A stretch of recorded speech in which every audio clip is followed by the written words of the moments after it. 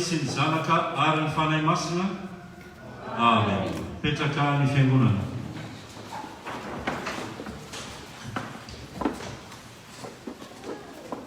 Alady 5 volana Jolay 2024. Alady voalohany amin'ity volana Jolay ity liavana ny alady anio. Miara-mankalaza an'Andriamanitra sy misaotra azy isika. Fanao ny fitahiny ny fiangonana FPMA Kafla Réunion. Dia indro totoza soamantsara teo ambany fitantanan'Andriamanitra ity fotoana anio ity. Izay rahantsika rehetra mankalaza an'Andriamanitra mametraka ao am-piarantana amin'ny tompo indray. Ireo tompon'andraikitra izay fidiny mandritra ny tontolona ho avy.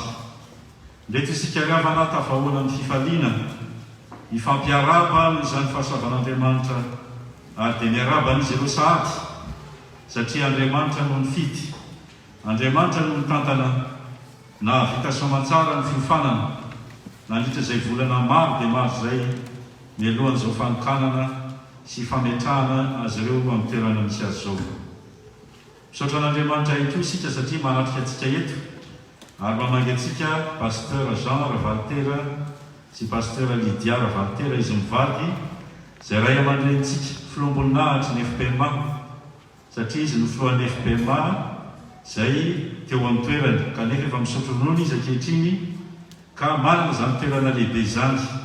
Ray aman-drenitsika eto lalana rahateo dia izy ireo niara-miasa amintsika ary iombona amintsika amin'izao fanokanana sy fandraisan-tanana izao. Ndreto ary isika riavana andeha ary hanomanao ny fampanatsika hanatona ny tompo ka hankalaza azy. Ny salamo voalahatra ny salamo 570 ny andiny voalohany ka hatramin'ny 7 homany anao antsika iarahantsika manonona ho fanomezam-boninahitra ny tontsika. Ho an'izay rehetra malana Andriamanitra sady ho antsy ny masina ho aminareo ny riavana ny fahasoavana sy ny fiadanana avy amin'Andriamanitra raitsika sy Jesosy Kristy tombontsika. Amen. Mitsangana hanatona ny tompo hidera azy isika. Amin'ny anaran'ny tompo. Ananatranao ao ry Andriamanitra mpanjako sy ankalaza ny anaranao mandrakizay. Ankalazanao isan'andro aho sy dera ny anaranao mandrakizay toria. Lehibe Jehovah ka tokony ho derany indrindra ary tsy takatry ny saina ny fahalebiazany. Ny taranaka rehetra samy hidera ny asanao amin'izay mandimby azy sy hanambara ny asanao lehibe. Nilaza ny voninahitra ny fiandriananao sy ny asanao mahagaga ny saintsaintro. Ny hery ny asanao mahatahotra no tenenin'ny olona ary ny fahalebiazanao no lazaiko. Anona ny fahatserovana lehibe ny fahatsaranao izy sy iobo ny fahamarinanao. Amen.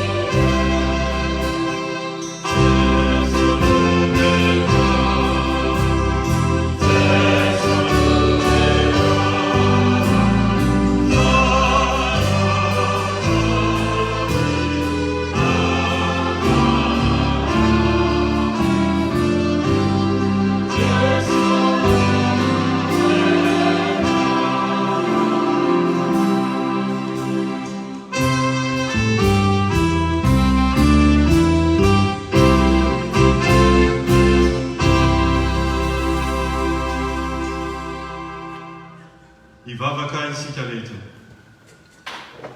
Ry Andriamanitra ray nanakary fanay masino, ndreto izay izay fanatsoanao amin'ny anaranao, miara-manatona anao amin'ny fifaliana, miara-manandratra ny voninahitra ao mankalaza anao, satria ianao Andriamanitra dia mandahatra ny fiainan'ny fiangonanao araka ny sitraponao.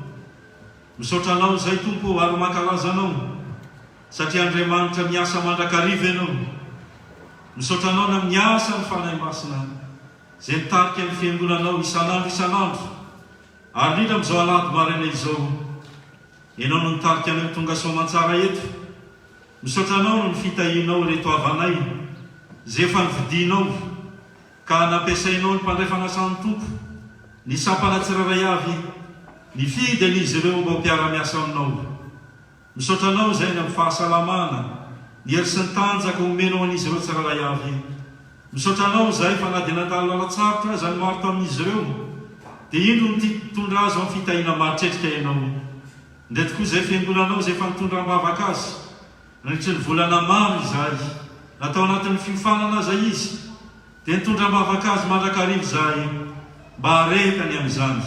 Ndreto izay Tompo, mahatsiaro fa nandresy niaraka taminao, koa manatona anao amin'ny fifaliana, mankalaza anao sy manome voninahitra anao, fa Andriamanitra tia ny fiangonanao tokoa ianao. Koa ndreto izay mangetaheta ny fanatrehanao, mangetaheta ny fahasoavana avy aminao, koa masino izay rehetra, ary engany izao fanompona masina taona izao, ho anitra kasitrany anatrehanao, amin'ny anaranao Jesosy Kristy Tomponay. Amen. Petraka ny fongony.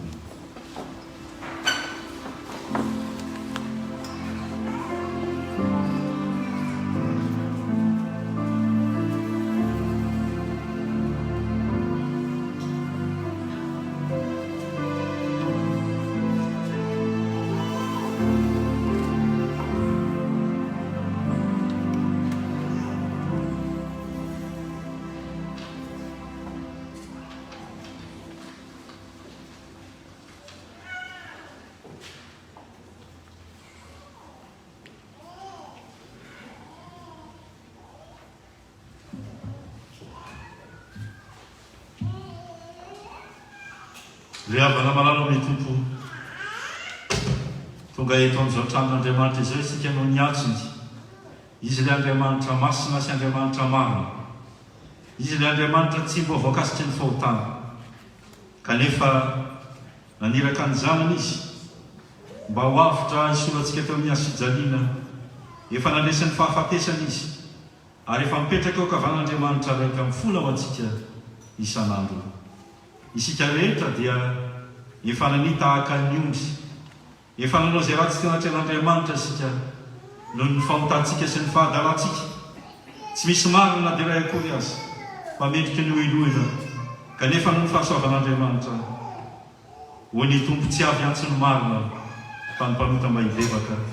Koa raha mibebaka marina isika gavana, dia mamela antsika sy manadio antsika ho afaka amin'ny fahamalena rehetra izy. Andeha sy mivavaka mangina izao, miaiky ny fahotantsika eo anatrehan'Andriamanitra. Hivavaka isika.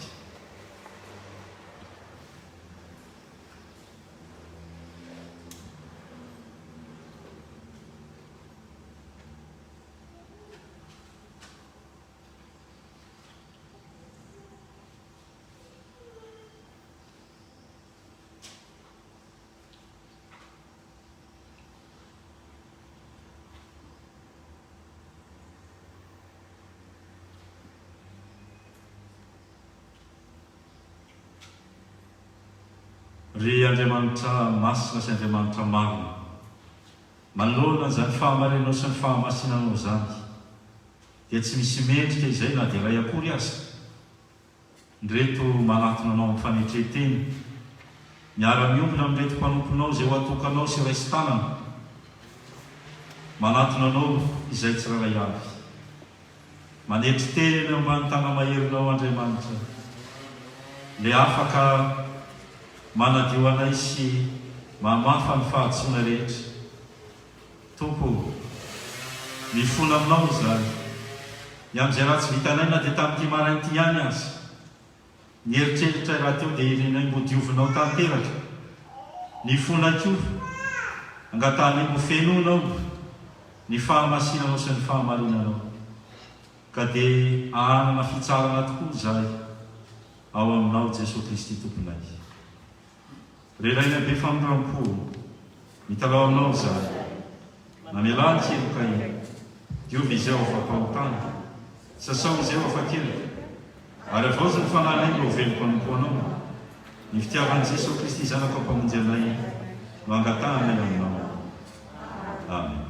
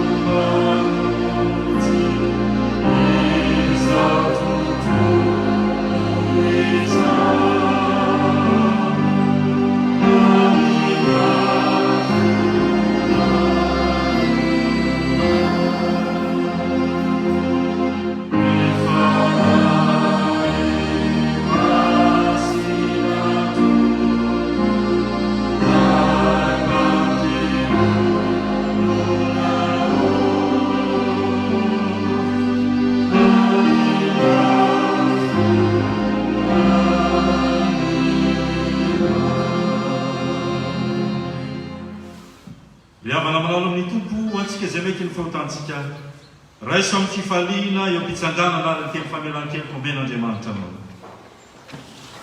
Fa hoy ny tompo amin'ny alana ny soratra masina ny ran'ny Kristy izay nanatitra ny tenany tsy manatsino an'Andriamanitra tamin'ny alana ny fanahy mandrakizay no adino fieritreretanareo afaka amin'ny asa maty mba hanimponareo an'Andriamanitra velona voavela ny elokareo rehetra no hoy ny anaran'ny masina midira an'Andriamanitra.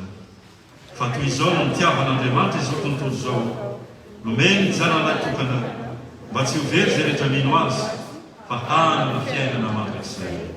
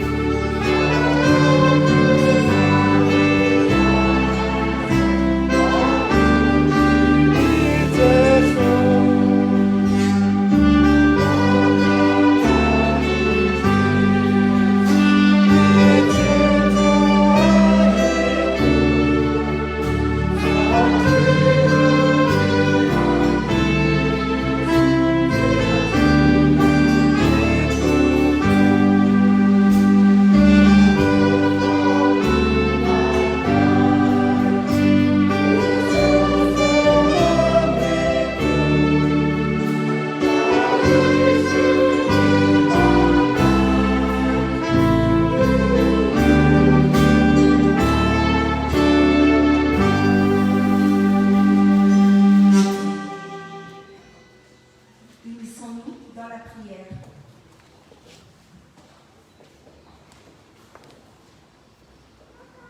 Dieu, nous sommes là ce matin par ta grâce et ta bonté.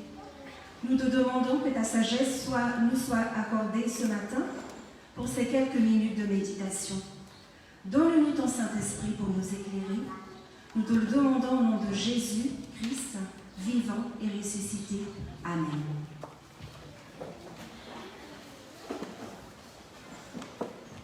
Salutations fraternelles, chers enfants, chers jeunes, chers tous, bonjour. Alors, j'arrange un petit peu parce que comme ça, c'est mieux. Le verset de ce matin se trouve dans Genèse chapitre 9, verset 16, qui se lit au nom de Jésus. L'arc sera parmi les nuages et je le regarderai pour me souvenir de l'alliance éternelle entre Dieu et tous les êtres vivants et toute espèce qui se trouvent sur la terre. Nous rappelons qu'alliance signifie union entre des personnes ou des groupes, par exemple le mariage, et l'alliance biblique désigne l'alliance entre Dieu et les hommes. D'après vous, pourquoi parle-t-on de l'arc-en-ciel depuis la maternelle? C'est pour apprendre les couleurs. Un arc-en-ciel apparaît quand les rayons du soleil passent à travers les gouttes de pluie qui tombent. Il arrive aussi qu'un arc-en-ciel se forme sur des cascades ou même de l'eau vaporisée avec un spray. En traversant chaque goutte, la lumière du soleil réfractée, ça veut dire déviée, est divisée en une bande de lumière colorée. Les couleurs de l'arc-en-ciel s'étendent du rouge au violet, en passant par l'orange, le jaune, le vert, le bleu et l'indigo. En réalité, un arc-en-ciel est composé d'une infinité de couleurs, mais l'œil humain ne voit seulement qu'un dégradé de 7 couleurs. La lumière du soleil paraît aussi blanche, mais en réalité, elle est composée de faisceaux colorés.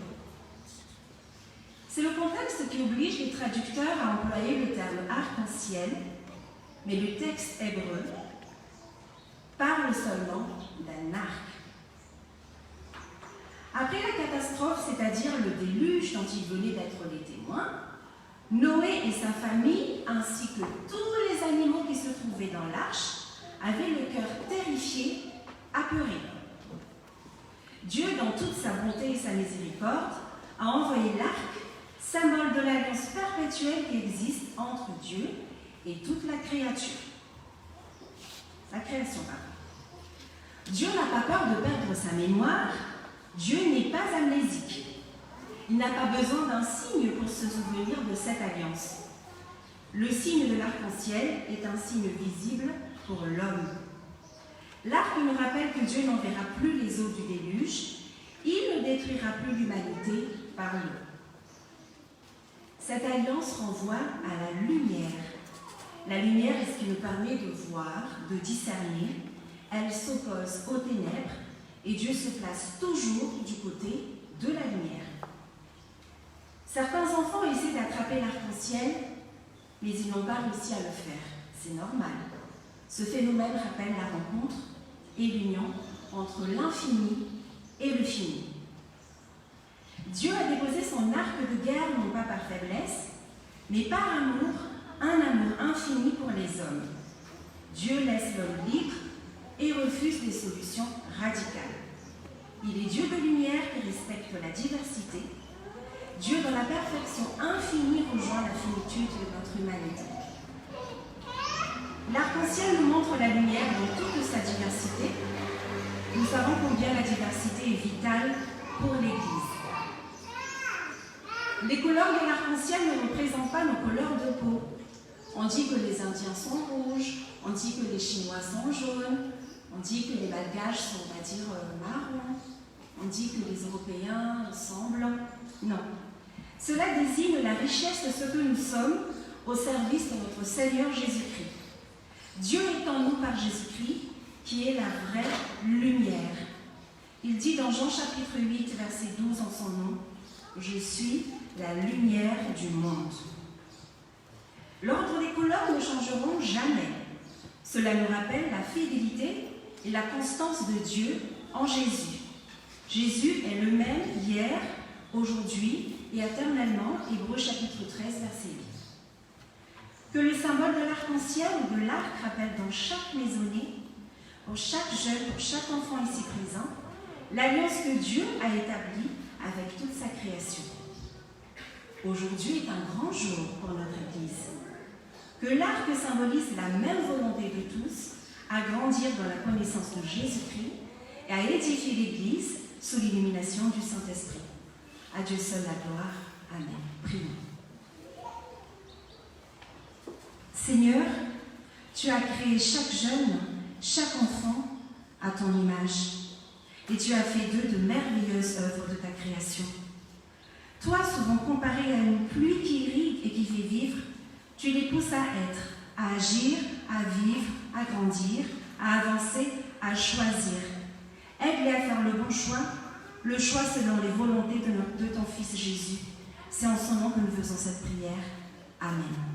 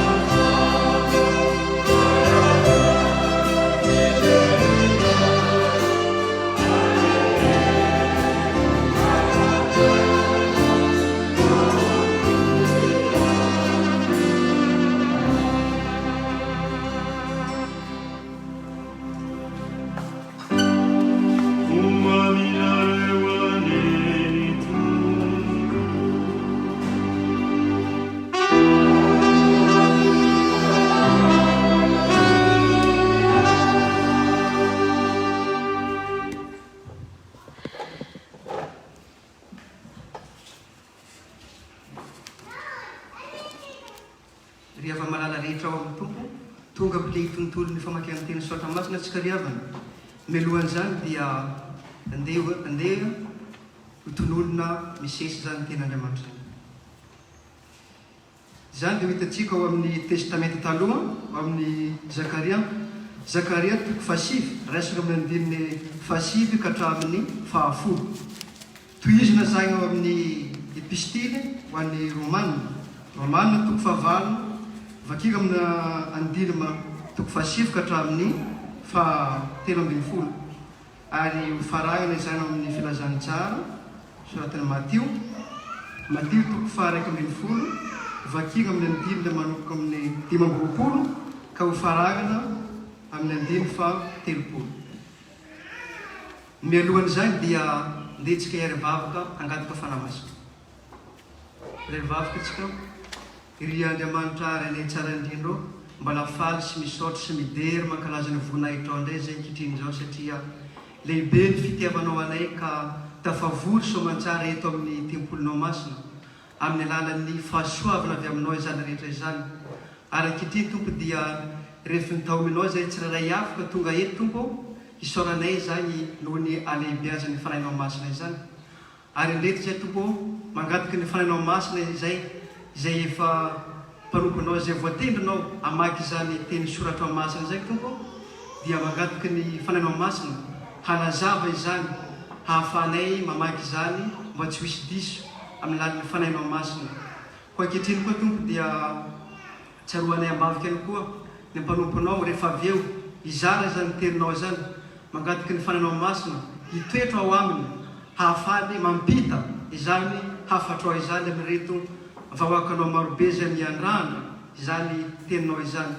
Ary tsy deonay ambavika ihany koa ireto vahoakanao zay efa mangetaeta ihaino izany teninao izany, na hatramin'ny kely indrindra ka hatramin'ny lehibe. Tompo mangataky ny fidin'ny fanahinao masina hiasa anokatra ny foa mampanahinay ka haza ho anay handray zany teninao zany mba hanana fijoroana vavolombelona rehefa avy mandray zany teninao zany. Tompo mitenena araka ny fombanao fa miendry zay mpanomponao ko amin'ananao Jesosy Kristy nongatanay zany vavaka zany ka misaotra raha io. Amen. Petraka ny fio.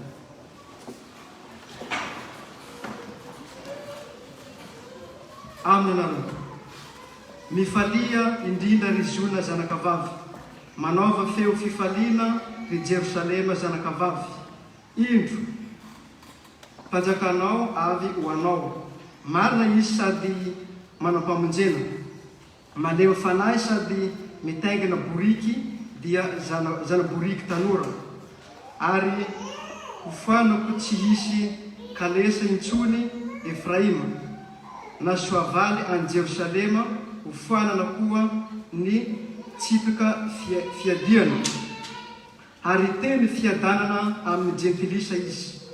Ny fanapahany dia hatramin'ny ranomasina ka hatramin'ny ranomasina, ary hatramin'ny ony ka hatramin'ny farany tany.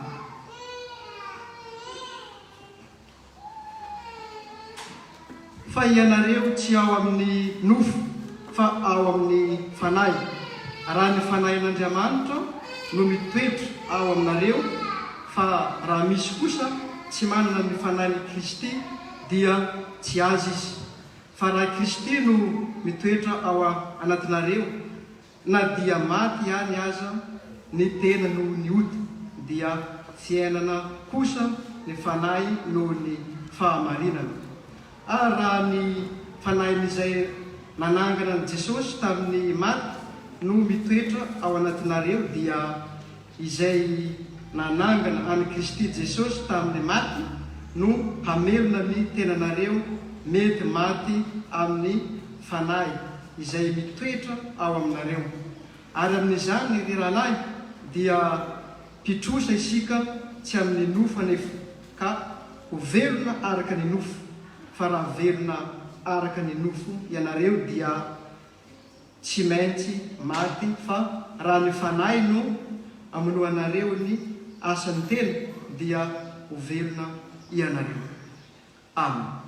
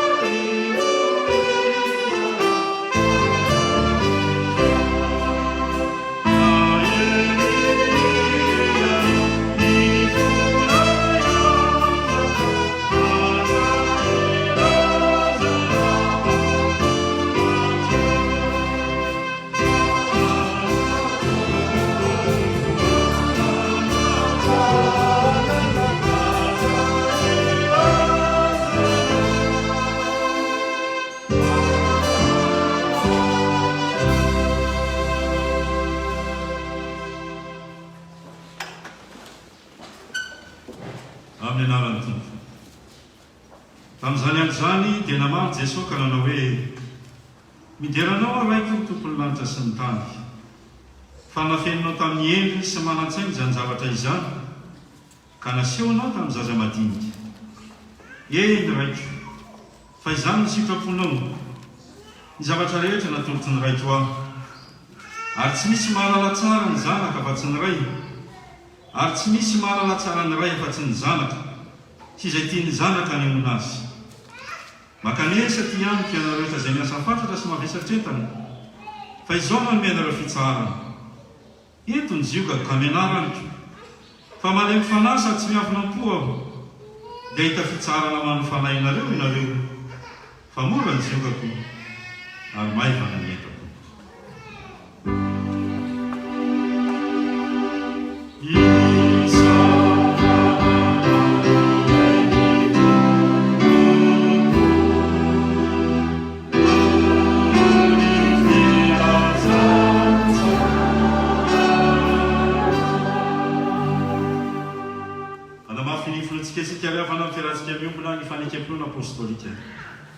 Mino n'Andriamanitra raiky sy tompanao ny lanitra sy ny tany, ary mino an' jesosy kristy izany tompotontsika izay torotoroana tamin'ny fanahy masina nateraky marivilitsy ijaly rampakapony Pilato nombona tamin'ny azojalina maty kandaleva nidina teny amin'ny fiainantsika nitsangana tamin'ny maty tamin'ny andro fahatelo niakatra ao an'Andriamanitra mipetraka eo akavan'Andriamanitra iray tsy tompo avy any vily tsara ny beba sy ny maty mino ny fanahy masina fiangonana masina ira zao tontolo zao fiangonana inona masina fanelan-kely fitsangana ny tena ny maty ary ny fiainana mandrakizay.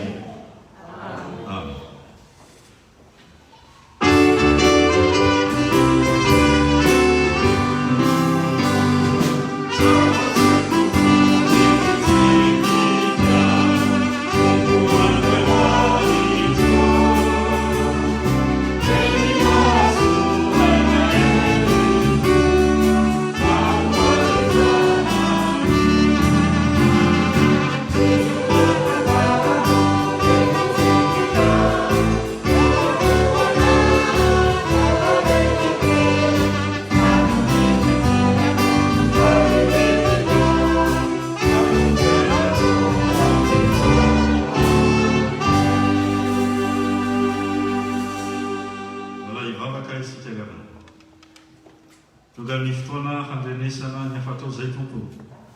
Iny izay fa miasa ny fanahy masina mameno anay hanazava ny teninao ny fonayko azokafy ny vavahatsaina rehetra ahatakatra izany afatry ny teninao zany amin'ny anaran'i Jesosy Kristy tomponay. Amen.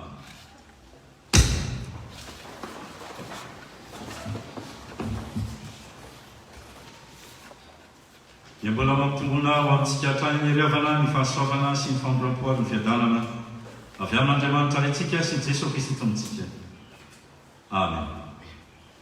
Amin'izao alahady fanokanana diakonina sy fandraisan-tanana an'izy ireo zao ary fametrahana ny birao sy ny komity vaovao izao riavana dia mitareny fanahy masina ahy ny andray ny matrotoko faha 140 ny andiny 9 ka hatramin'ny 13 teny disy fantatsika loatra ary angamba aza mieritreritra manao efa haitsika ny dikan'izany kanefa ho hitanao riavana rehefa miditra lalindalina amin'ny fanazavana isika fa misy zahatra tsy nieritreretinao mihitsy satria raha izany texte izany vakina dia hoe inona moa zany nidiran'izany amin'ny fanokanana diakonina sy fametrahana ny tompon'andraikitra ny fiangonana satria vao mamaky fotsiny tsika amin'ny 9 izay fantatsika loatra ahoana izy makanesa dia amiko miana rehetra izay miasa fantatra sy mavesatretana fa izao no mianara fitsara na mbola tizatsika miandray izy dia ho entiny izy io ka koa ka mianara amiko fa malemy fanasa tsy miavonampo ao dia hita fitsara ny fanahinareo ianareo fa mora ny io ka koa maivana nyetako. Ny tena mpianatra Kristy rehefa amin'ny farany eo riavana dia valitsika izany hoe maninona no mitaria ny fanahy masina hisitona izany atao hoe loahevitra izay sarobidy sy lehibe izany araka nambaraka teo dia mety efa ao an-tsainao mana hoe makanesa ty amiko dia tena efa mahazo hery sady ianao zao hoe izao lay mavesatretana izao lay miasa fantatra no indry tonga eto amin'ny fiangonana ankehitriny. Amin'ny lafinilany dia izany tokoa no hevitra ilay izy satria rehefa dinianao ilay teny hoe miasa fantatra sy mavesatretana dia milaza zavatra izay mandreraka sy manavesatra antsika tokoa zany. Andehanao atontsika kaiky riavany ny hevitra voalohany ao anatin'ireo ny hoe miasa fantatra dia raha tsolona amin'ny teny tsotra dia ny fahatsompanantenana zany hoe zay karazana déception rehetra mety déception amoureuse izy fahatsompanantenam-pitiavana mety déception ny amin'ny fivavahana ihany koa azy déception par rapport à la religion déception par rapport à un ami zany zay karazana everinao fa déception rehetra ka déçu le olona disy fanantenana izy dia izay no ampitainy Jesosy eo. Ka ifahatsompanantenana io dia mahatonga an'ilay olona tsy ahita an' Jesosy, tsy ahita an'Andriamanitra intsony. Fa nao fiangonana azy izy dia mieritreritra fa diso fanantenana izy. Ho an'ny olona tahaka an'izany mihitsy ty teny ity, raha miteny Jesosy makanesa ty amiko. Ry havana malala, angambotsika tsy mbola nahita olona anankiray na dia iray aza tsy diso fanantenana tamin'ny zavatra, na tamin'ny toe-javatra, na tamina olona, na tamina fikambana, mety efa diso fanantenana daholo isika. Fa ho anao mihitsy ty teny ity, ny makanesa ty amiko. Inona indray le hoe mavesatretana? Amin'ny teny frantsay izy dia hoe ce sont des personnes qui sont fatiguées par les rites et les préceptes injustifiés. Zany hoe fombafomba sy fitondrana sy fitsipika zay manavesatra azy le izy. Atsika mitantaran'ny fariseo zany rehefa niteny tamin'ny mpanoran-dalàna Jesosy manao hoe ianareo dia manavesatra ny olona amina zavatra samihafa, ianareo tsy milanja azy fa ny olona navelonareo lanja azy sy hivesatra an'izany. Ka natonga ny olona tsy nanana fitsaharana intsony raha nisy atao amin'ny tempolo na atao amin'ny sinagoga, fa andrasan'ny mpanoran-dalàna kehitritoana sy ny fariseo ahoana iny, ahoana ny fijereny iny. Kanefa tsy izay ihany nambaran'ity hoe mavesatra etan'ity, fa le olona avy any amin'ny toeram-piasana any, izay olona stressé satria namoana tsy maintsy misy zavatra arahana amin'ny toeram-piasana, raha tsy izany dia voarokenao blamenao amin'ny toeram-piasana. Zany misy zavatra zay manindry sy manavesatra, mety avy any amin'ny tokantrano, mety avy any amin'ny fiarahamonina sy any amin'ny toeram-piasana.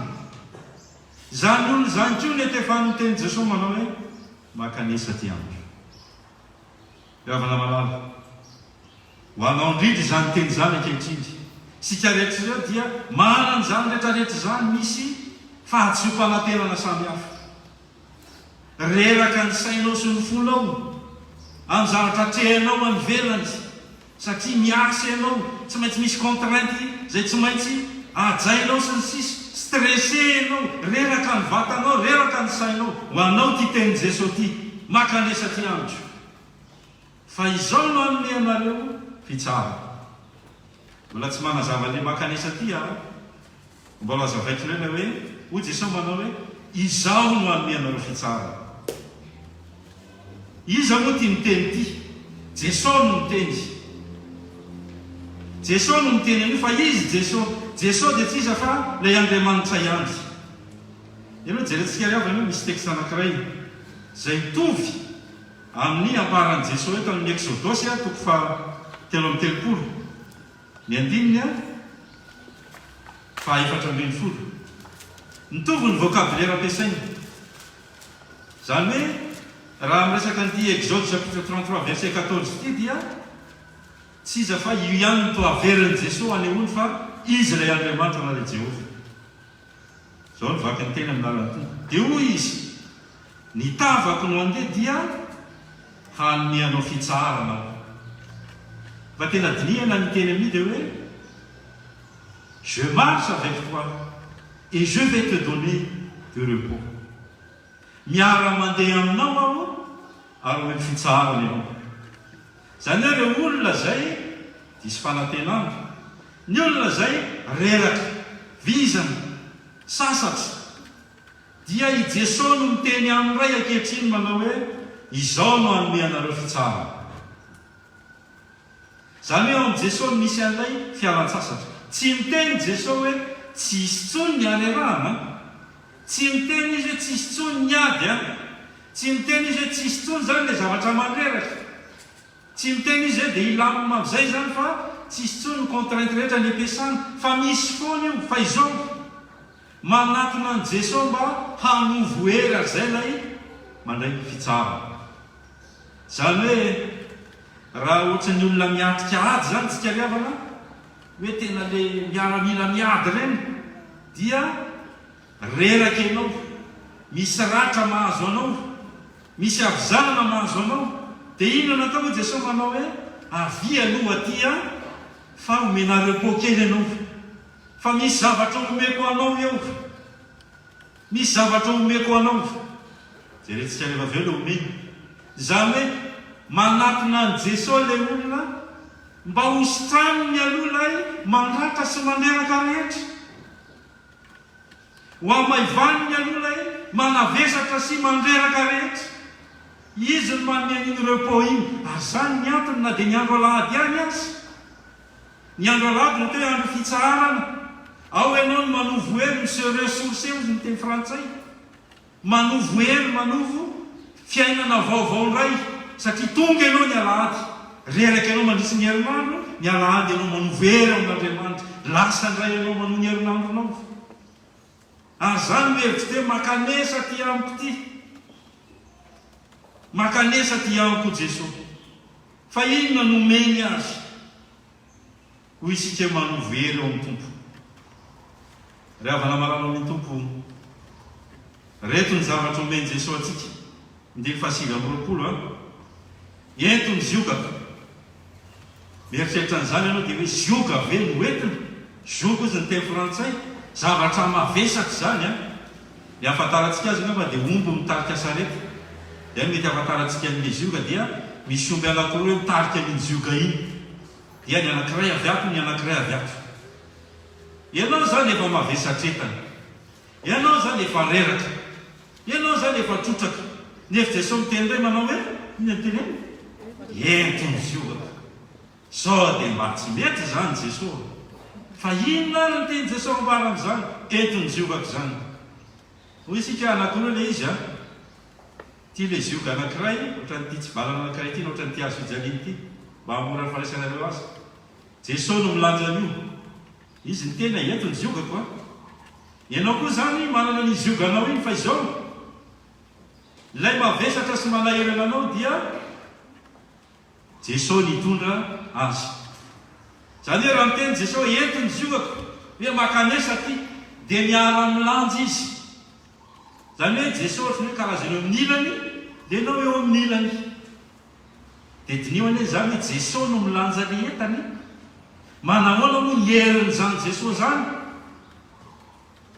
Mihoatra ny herinao, ny ohatra omen'ny mpandikana teolojiana dia hoe rehefa mitarika an'ilay zioga zany dia Jesosy ohatry ny hoe éléphant, fa ianao ohatry ny hoe souris.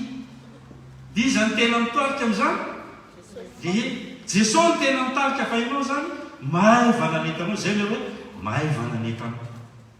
Zany hoe ny zavatra rehetra rehefa entinao ny tompona niraikitra ianao, diakona ianao, birao mpiangola ianao, birao ansampana ianao, ray aman-dreny, ray mpianakaviana, ray mpianakaviana ianao.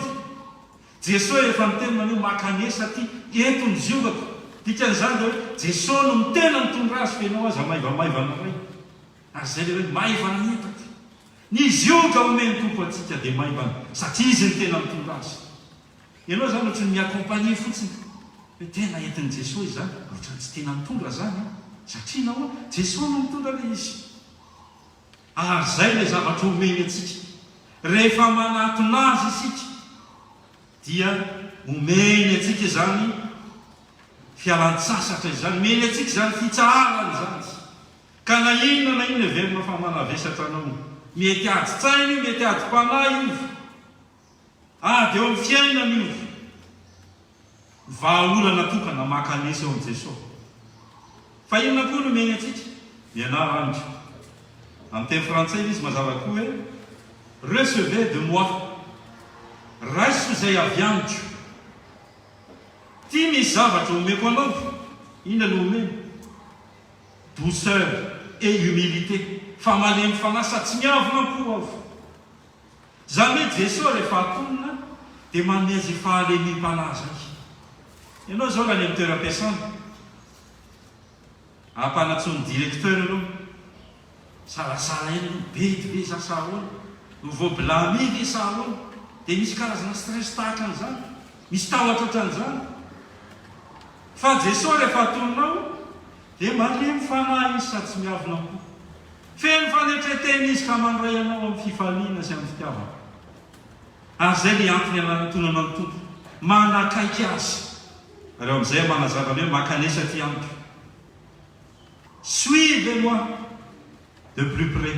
Zay ny tena heviny, makanesa aty amiko zany manatona akaiky kokoa manara akaiky kokoa ianao mbara teolojiana sasany liavana fa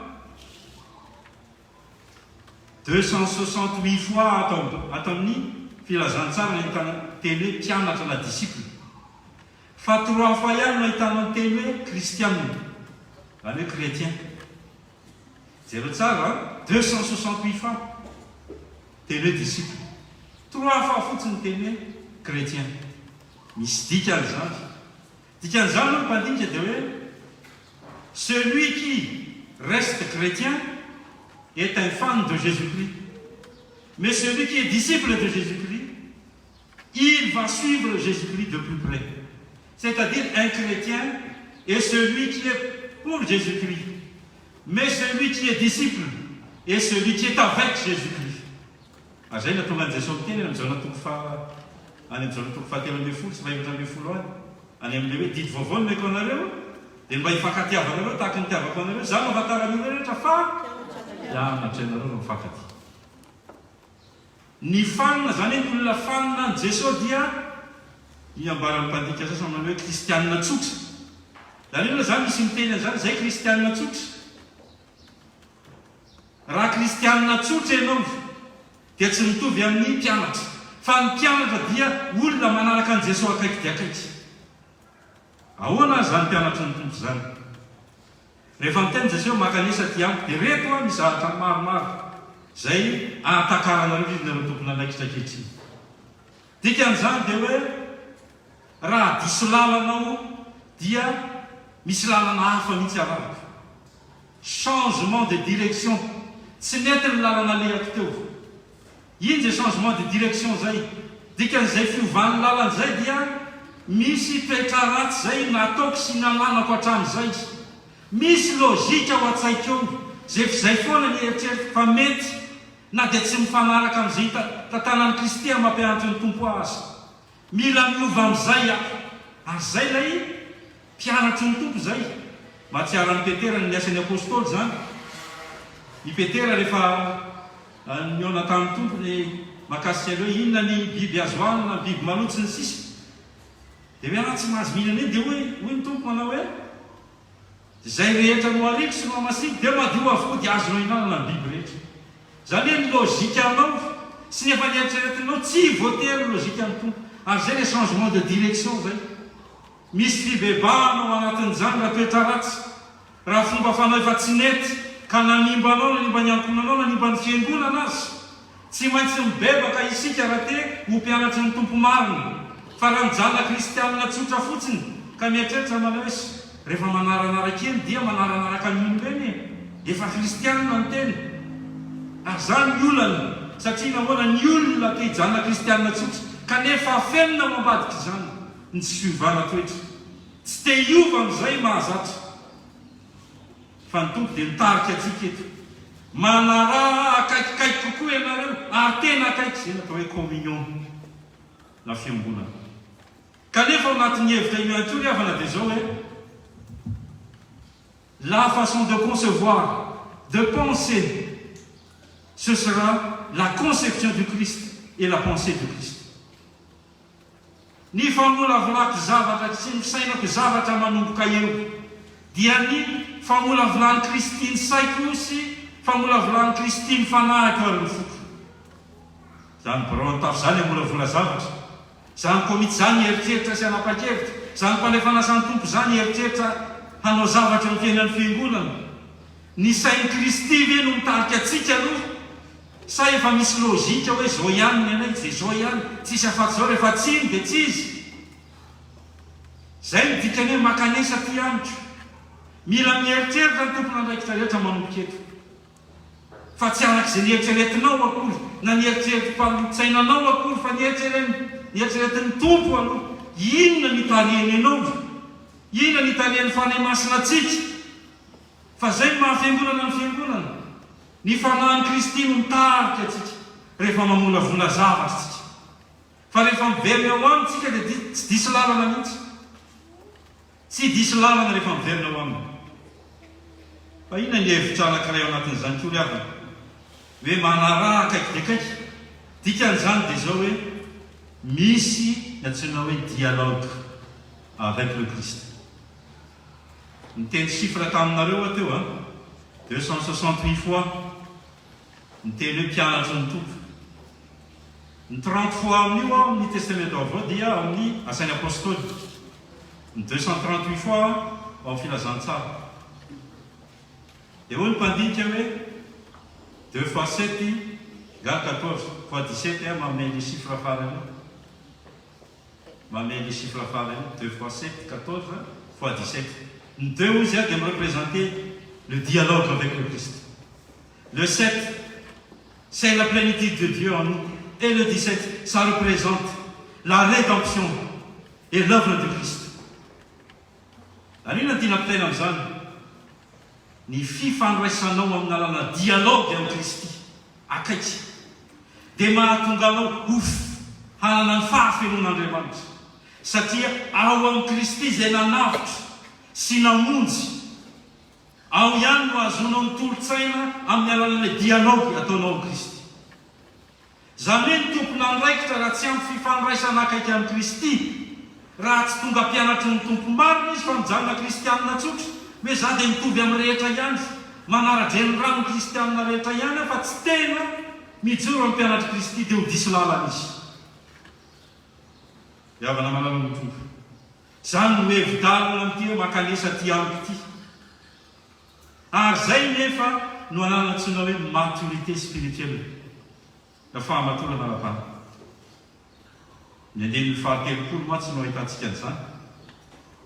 Ny fahasivapolo sy fahatelopolo azafady. Eto ny zio akamianaraniko. Fa malemy fanasa tsy miavina koa dia ahita fitsarana amin'ny famahinareo ianareo. Fa mora ny ziogako ary may fanametako. Zany hoe le olona mifandray amin'ny Kristy tsy tapaka. Manana fiainam-bavaka izy. Monsieur ressourcé amin'ny tenin'Andriamanitra izy fa io no vatsy omeny Kristy azy. Mandeha amin'ny finoana izy ary miaino izany finoana izany hatsakany sy andavany. Rehefa mana fiangonana Kristy mantsy ianao mazava ho azy fa ny sitrapon'Andriamanitra sy ny tenin'Andriamanitra no arahanao. Satria na mamolavola zavatra azy ianao dia taria ny tenin'Andriamanitra. Tsy mieritreritra ho azy amin'izao fotsiny fa ino no mitarika ianao. Rehefa miaina ny finoana ianao ka mifandray amin'ny Kristy tsy tapaka dia manovo hery foana. Dikan'izay mandeha ianao ny fiainanao andavanandro. Manao ny asa fanompony ianao anivon'ny fiangonana ny sampana. Reraka avy any ianao dia manovo hery amin'ny Kristy. Zay fiverimberenanao amin'ny Kristy zay manovo hery zay, zay no antsoina hoe fahamatorana ara-panahy. Olona tsy mihemotra amin'ny finoana, tsy mihemotra zay lekerina sy nankatoavina ka nanaovana fahikina teo anatrehan'ny tompo. Fa izao dia mpiarana sampitandrina hanao ny asa fanompony amin'ny fiangonana nivon'ny sampana. Olona tsy miverin-dalana indray ka hoe reraka zany tsy vitako tsony ty. Za ko no anyoko za tsy mikarama amin'ity akory misy mateny an'izany ny mpampiran'Andriamanitra reo. Satria nahoana isika fiangonana koa ndraindray tsy mijanona mampitondram-bavaka atsika. Fa tsy akoa ndraindray dia manavesatra ny entana. Fa tsy keraina ny tompony andraikitra. Atao an'izao ilay tompony andraikitra. Tsy riavana. Mifafivavaka ny tokony ataontsika. Fa reo aza manolo tena amin'izany asan'Andriamanitra zany. Mba manana ny asany izy. Mba manana ny tokantrano izy. Inona ny tsy fampaherezany. Inona ny tsy fampitondràna mavaka. Ary zany afatra tokony mba eritreretintsika fiangonana koa tokony mba hanana fitsarana ihany koa ilay olona. Olentsika mivaky tena anaty liturjia amin'ny fankana rehefa avy eo. Mba tsy asa amin'ny alahelo izy fa na amin'ny fisetona fa mba amin'ny fifaliana no nanaovany asa fanompony. Ny tanjona anatin'izany ry avy. Mba iorina amin'ny finoana ny tompony andraikitra rehetra. Isika koa no manampy azy. Isika koa no mampahery azy. Mba ho maivana ny entana. Satria nahoana rehefa miara amin'ny lanjan'ny asan'Andriamanitra ny fiangonana, maivana ny entana. Amin'ny testamenta aloha Isaia loatra. Izay andraisana antsoina hoe fiaran'ny fanekena. Fiaran'ny fanekena dia hitanareo misy an'ilay filanjan'ny tamin'ny andron'ny fahampanjaka.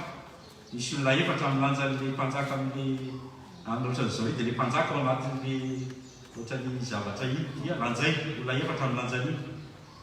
Inona lanjainy olona tamin'izany antsoina hoe fiaran'ny fanekena. Iny fiaran'ny fanekena iny dia rehefa ny olona afaka milanja azy.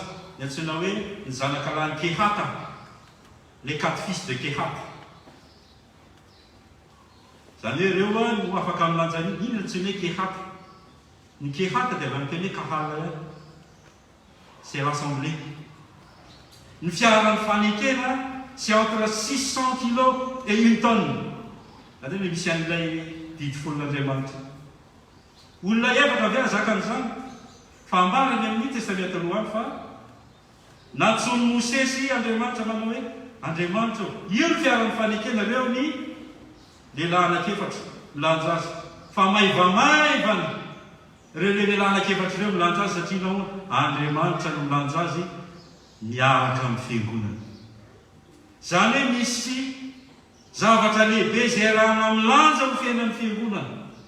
Tsy ireo tompon'andraikitra ihany milanja ny fanapahan-kevitra sy ny mizaka ny fanapahan-kevitra raisitsika fa isika rehetra dia tokony ompina amin'izany.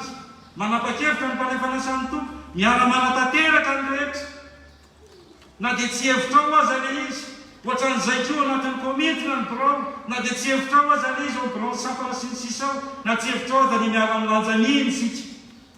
Fa zay ilay assemblée, zay ilay fiangonana miara-milanja le zioga ny Kristy ka maivana le izy. Fa tsy rehefa tsy mety dia nareo no nanao an'io fa nga zay tsy ry havana, tsy toetsain'ny FPMA zany fa miala mizaka ny rehetra ny FPMA amin'izay fanapahan-kevitra raisiny. Azany nampahirezana antsika le avy. Nareo afaka malala fanontaniana mipetraka ty ampanarana anazy. Mpianatry Kristy ve isika ka manomboka eto manao hoe izao dia anaraka ny tompo akaiky dia akaiky. Je vais suivre le Christ de plus près. Ampy zay no lavidavitra teo, ampy zay tsy fananako fiainam-bavaka teo, ampy zay tsy fianoko ny tenin'Andriamanitra teo. Fa manomboka eto azany. Raha tiako vita hatramin'ny farany sy tsara, ary eo ambany fitarian'ny Kristy ty fiainan'ny fiangonana ty, misy fanapahan-kevitra raisiko, diso ny nataoko teo. Manomboka eto azany hanatona ny tompo bebeko. Zany ny antony fiaraha-mivavaka isaky ny amin'ny 7 alina ataontsika io ry havana. Zany ny antony fampianarana ataontsika isaky ny alakamisy io, mba hahatonga atsika hanana tsy hoe fahamatorana ara-panahy. Fa raha tompon'andraikitra tsy manana bagage spirituel dia sampana tsy hamokatra koa ny sampana eo. Tsy handeha mihitsy sampana misy atsika io. Raha tsisy bagage spirituel amin'ny fiangonana io, tsy handeha io raha tsy manana an'izany tsika. Zay no mahizaza ny fiangonana. Avana malala ny tompo. Maka hery ianareo tompon'andraikitra. Maka hery ianareo zotokana sy raisy tanana androany. Manatona ny tompo bebe koa ianao. Aza ny any ivelana vela manavesatra anao fa reny ma tsy manavesatra. Iaraky ny fandresana tamintsika foana indray ny olona tonga am-piangonana dia frustré izy. Dia ao izy ny milaza ny zavatra rehetra dia miady aman'olo am-piangonanao izy. Fa mba tsy hahatonga an'izany dia zao. Hoy Jesosy maka anesa ty andro. Ianareo izay olona reraka tany am-piasana, bety tany nareo, kivy tany an-tokantrano. Misy zavatra samihafa izay niatra teo amin'ny fiainana, diso fanaterana. Eto amin'ny tompo le izy mba tsisy fiantraikany eo amin'ny fiainan'ny fiangonana, tsy ny fiainana tokantrano. Efa omeny tompo antsika zany ny vahaolana.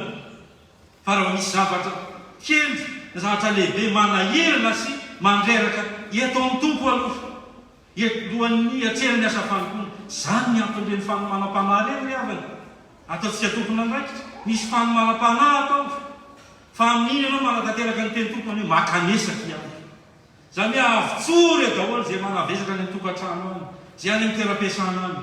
Hamaky teny ianao, hampandray ianao, hitarika fotoana ianao, sy ny sisa sy ny sisa. Mba olona efa maivana ny entana mitarika fivoriana, na bransampy ianao na inona na inona.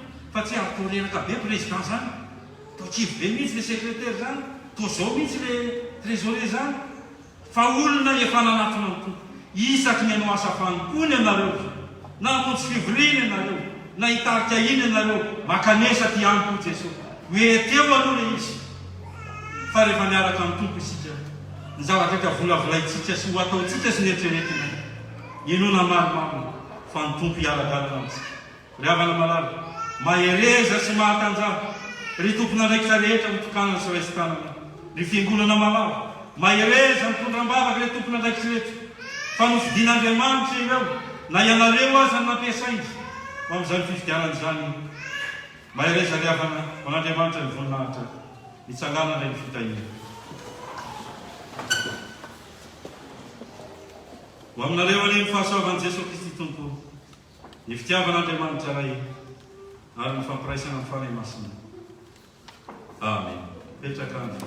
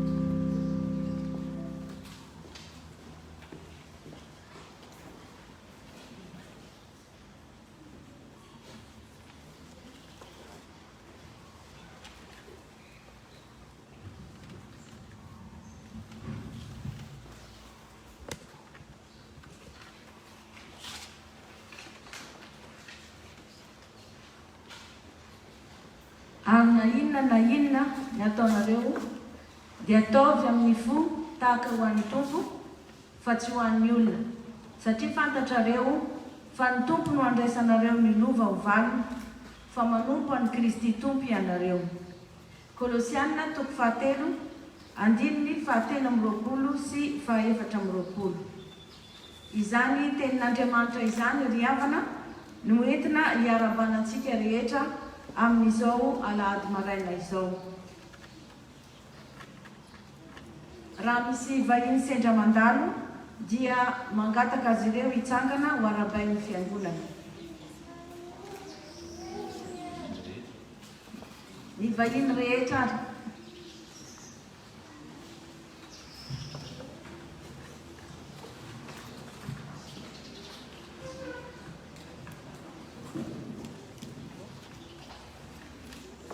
izahay eto amin'ny tafo FPMA La Réunion dia faly miarabanareo ary mandray anareo amin'ny anaran'i Jesosy Kristy. Ny Tompo ane ombanareo mandrakariva.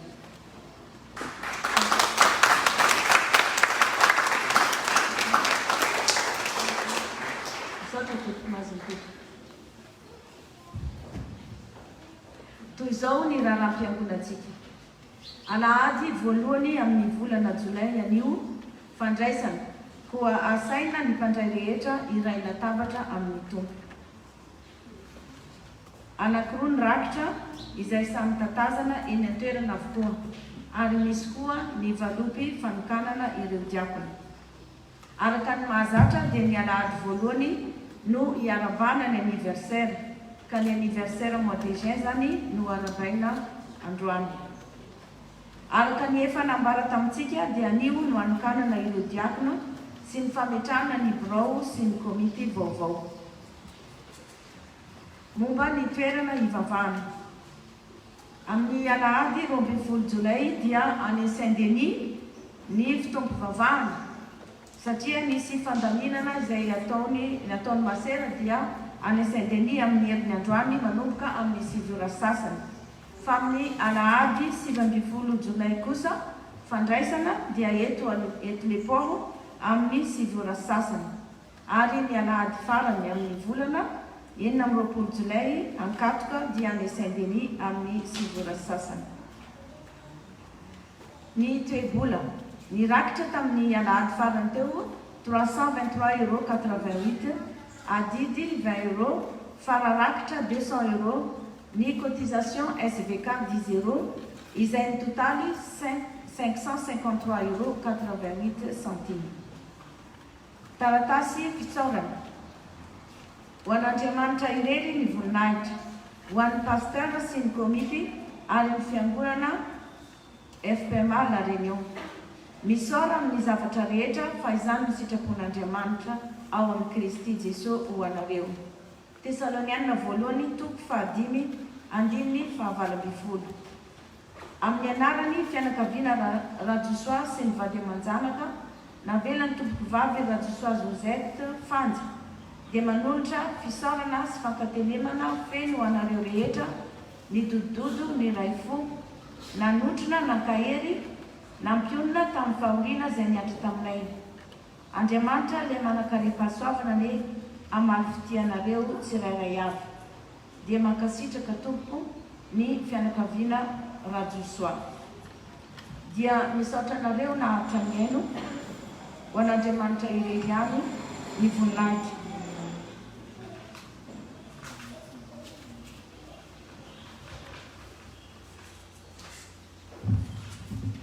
dia misaotra ny tompona ndraiky tsirevana amin'izany raha samihafa zany dia mitondra mbavaka izay manandrify ny tsiraray avy. Revana malalo ny tompo dia mbola mamerina ny fiarabanantsika rehetra mahatratra ty androny ity. Misaotra an'Andriamanitra isika fa ny ay ny fiainan'ny fiangonana izy ka indro ankehitriny miara-miombona amin'ny alala zao fampivavahana zao isika amin'ny alalan'ny fanokanana diakonina sy fametrahana ilay tompona andraikitra ato amin'ny fiangonana. Mbola isy amora fitenena samihafa rehefa avy eo mahakasika ny teny fisaorana samihafa kanefa na izany zava-dehibe foana antsika riavana ny famanginana ray aman-dreny atsika dia tsy zany fa pasteur Valter Jean izay ray aman-dreny lehibe eto amin'ny FPMA manontolo izy mivady pasteur Lydia Valter ito izay tonga mamangy atsika zava-dehibe ho an'ny fiangonana izao fanatrianareo ray aman-dreny izao satria dia tsy manadino manakariva ianareo amin'ny fotoana manokana izay ombonana amin'ny alala fampivavahana. Misaotra anareo sahady amin'ny fanekenareo amin'ny fandraisana anjara misy fampolo dia fitahin'Andriamanitra ny ho aminareo ho amin'ny zanaka manjafinareo any lavidavitra any fa dia ny tompony amin'ny fahasalamana hery sy tanjaka dia mahefabe amin'ny asan'ny tompo. Misaotra ny manaraka izany revana dia miaraba anareo vahina rehetra izay tonga eto zahay izay no manahira izay ho ataony rehefa avy eo anareo fa mialohan'izany nefa dia araka nambara teo zany dia misy ny fampivavahana amin'ny herin'ny io hotanterahana any Saint-Denis ka misy sakramentan'ny batisa misy ankizy atao batisa ho misy olo-dehibe atao batisa amin'ny alahady dia asany mitondra mbavaka an'izany sady sy ariavana fa zava-dehibe zany. Misy koa fanaovam-beloma ny zanatsika zay andeha hianatra ny ampitan-dranomasina any amin'ny toerakafa dia misy fanaovam-beloma ihany koa zany araka izany zay tsika lavaka daholo zany satria sady fahasoavana kanefa misy alahelo ihany fa lasa ny namana dia apetraka tsika amin'ny tompo sy dia fahasoavana ho azy koa zany. Andeha revana ataontsika ny soyez les bienvenus mandraisantsika an'ireo namantsika dia mangataka anareo vahiny mba hitsangana vetivety eny am-pitoerana fa andray anareo amin'ny fifaliana zay.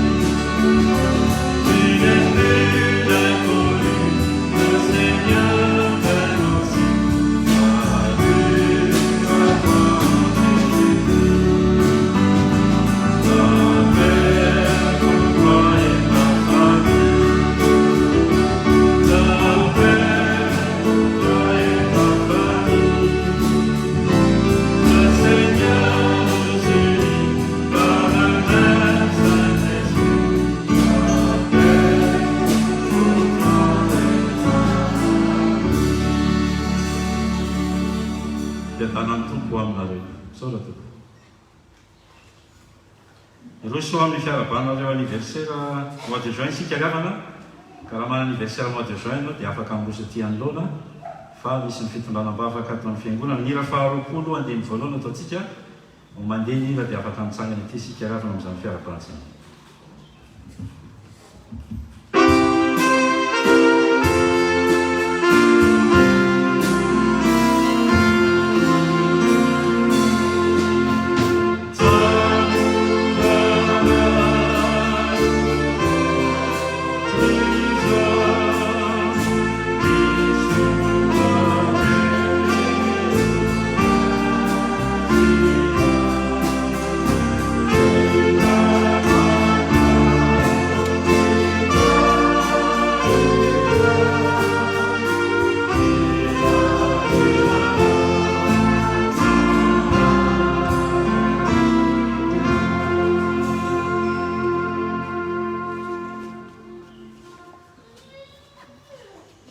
rehefa namanao ny tompo misaotra an'Andriamanitra isika hanao ny fahasoavany sy ny fanoram-pony tafahoana amin'reto namantsika sy havantsika izay nomen'Andriamanitra tompon'andro fa indro miara-mankalaza ny tsingeritaona naterahany eto anatrehan'Andriamanitra eto anatritsika fiangonana indro andeha araitsanga ntsika riavana tondram-bavaka sy ankaherany izy ireo amin'ny alalany tenin'Andriamanitra fa hoy ny tompo aminareo riavana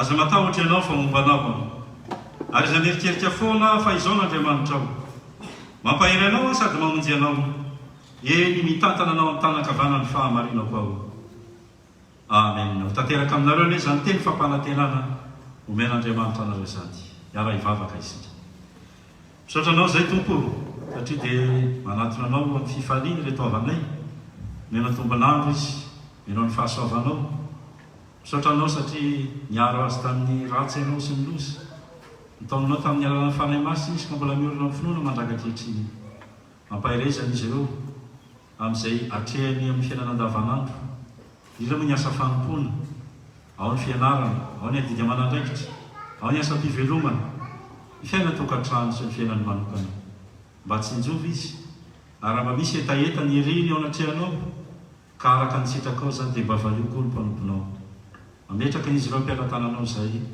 amin'ny anaran'i Jesosy Kristy tomponay amen petraka ny fiangonana dia mandray-tananareo zay riavana amin'ny alalan'ny resaka fa ny fanomezana kosa dia atolotra amin'ny alalan'ny fiangonana manontolo dia marary ny fitahin'ny tompo aminareo riavana dia manolotra ny fahatserovana ihany koa ny fiangonana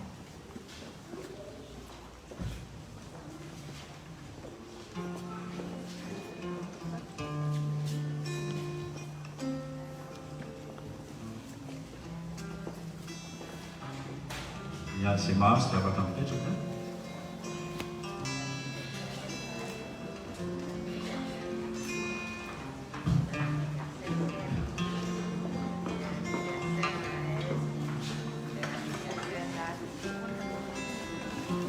Bon anniversaire, Joseph. Merci beaucoup. Certamente. Certo, felicitamos. Buon anniversaire. Buon anniversaire.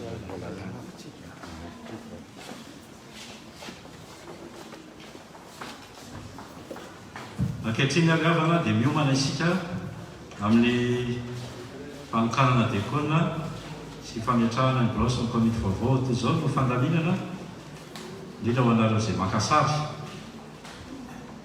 miezaka ianareo tsy miakatra ty amin'ny alitara raha nisy sary tianareo alaina dia mangala toerana tsara hoe eto amin'ny makasary raha misy ihany mpakasary izay nalain'ny zareo izay mitokanandreo izay sary hipetraka rehefa ianareo koa mety mangeta eto mba hakasary manokana dia mangala toerana tsara hoe aiza makasary mba tsy hivezivezy ka manjaritsika ny mita fa tsy le olona manao fanokanana sy olona tokanana ka dia miezaka zany tsika arak'izany hoe aiza makasary rehefa avy eo vo voninahitr'Andriamanitra daholo zany rehetra zany riavana arak'izany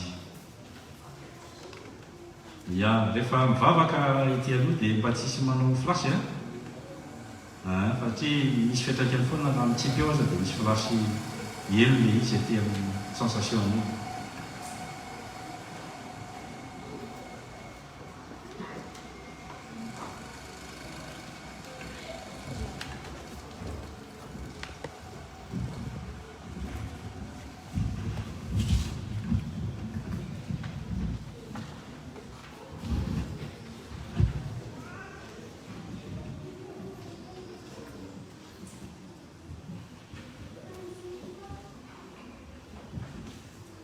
iroso ariavana isika amin'izao fotoan'izao ka dia anao ny anjara hira anankiray izay fanomanina aloha zareo dekona sy bransapany reto eo am-pitoerana ihany tsika moa zany dia tsy maintsy manaja reo geste barrière ka tsy afaka dia hoe mivezivezy loatra fa dia eny am-pitoerana izy azo atao eny am-pitoerana dia tsy eny am-pitoerana ihany araka izany dia mangataka anareo ary hitsangana izao manatanteraka izy an'iny zany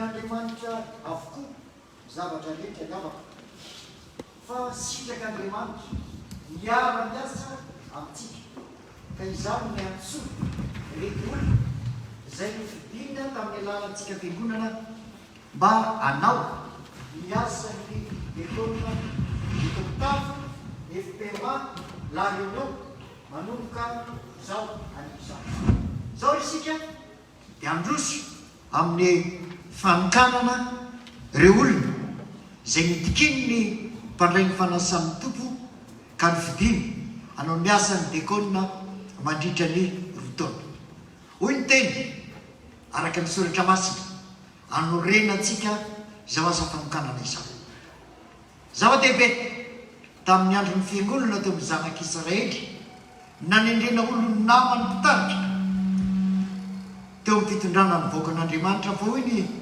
tompo tamin'ny sesy hoe manangona fitopolo lahy amin'ny olon'ny Israely ety andro eto miaraka aminao mitrano ilay fiainana izy ary ary mitondra ity firenen'ity aminao ireo fa tsy hainao irery intsony no hitondra azy fitopolo moa dia milaza fampianoana efa nazavain'ny pasteur teo le isa fito araka ny soratra masina tamin'ny tompoteny ary ao amin'ny testamenta vaovao koa dia toy izao no nanendreny ireo dekôna hoy ny apôstôly tamin'ny fiangonana tany Jerosalema hoe tsy mety raha mandao ny tenin'Andriamanitra hitandrina latabatra izay ko amin'izany mizaha fito lahy eo aminareo izay tsara lazy sady ny fanahy sy fahendrena mba ho tendrenay hitandrina izany raha izany fa izay kosa aritra amin'ny fivavahana sy ny fampianana ary hoy ny apôstôly Paoly tamin'ny Titosy momba ny olona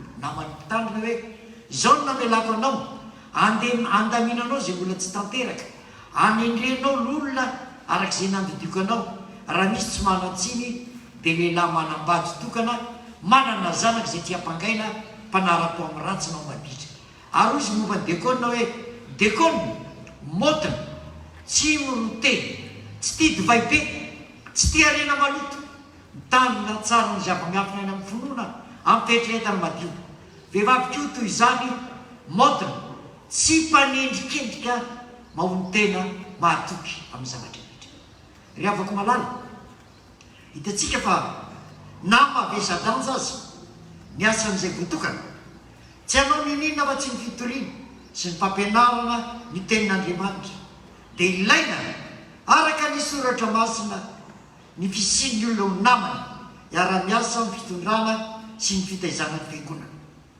tsika protestanta tsy mba mametraka ny hoe filaharana eo amin'ny asa fanompoana zay le atao hoe ordre tsika tsy manao hoe ordination hoe ty ambonimbony kokoa fa na izany na tsy zany anefa dia natao zava-dehibe hatrany ambolony ny fampizarana ndraikitra ampirindra sy ampandeha tsara ny asan'ny fiangonana koa miara-miasa sy mifanampy ny mpitandrina sy ny dekôna eo fitondrana ny voakan'Andriamanitra ny mpitandrina no mitarika mandrindra fanaraka amin'ny fampianarany soratra masina tsy ny rafitra hitondrana ny fiainan'ny fiangonana manana zo ny mpitandrina manitsy raha tsy mifanaraka amin'ny soratra masina ny asa atao amin'ny fiangonana ary raha tsy mifanaraka amin'ny rafitra eo amin'ny fiainan'ny fiangonana kanefa ny mpitandrina tsy manapaka irery fa miara-miasa izy ireo amin'ny tompony andraikitra miaraka aminy amin'ny fandavarenana izany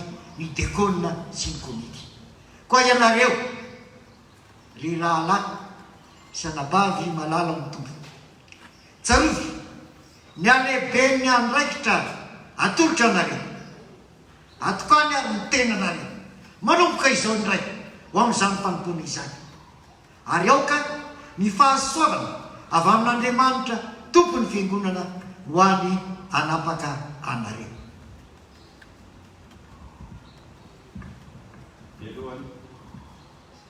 Mialohan'ny anaovana izy ireo ny fanekena revana amadekôna azy dia izy ireo no hiran'ira fahatelo ambaroapolo sy roanjato ny andiny voalohany sy ny fahadimy ira fahatelo ambaroapolo sy roanjato ny andiny voalohany sy fahadimy no ataon'izy ireo miaraka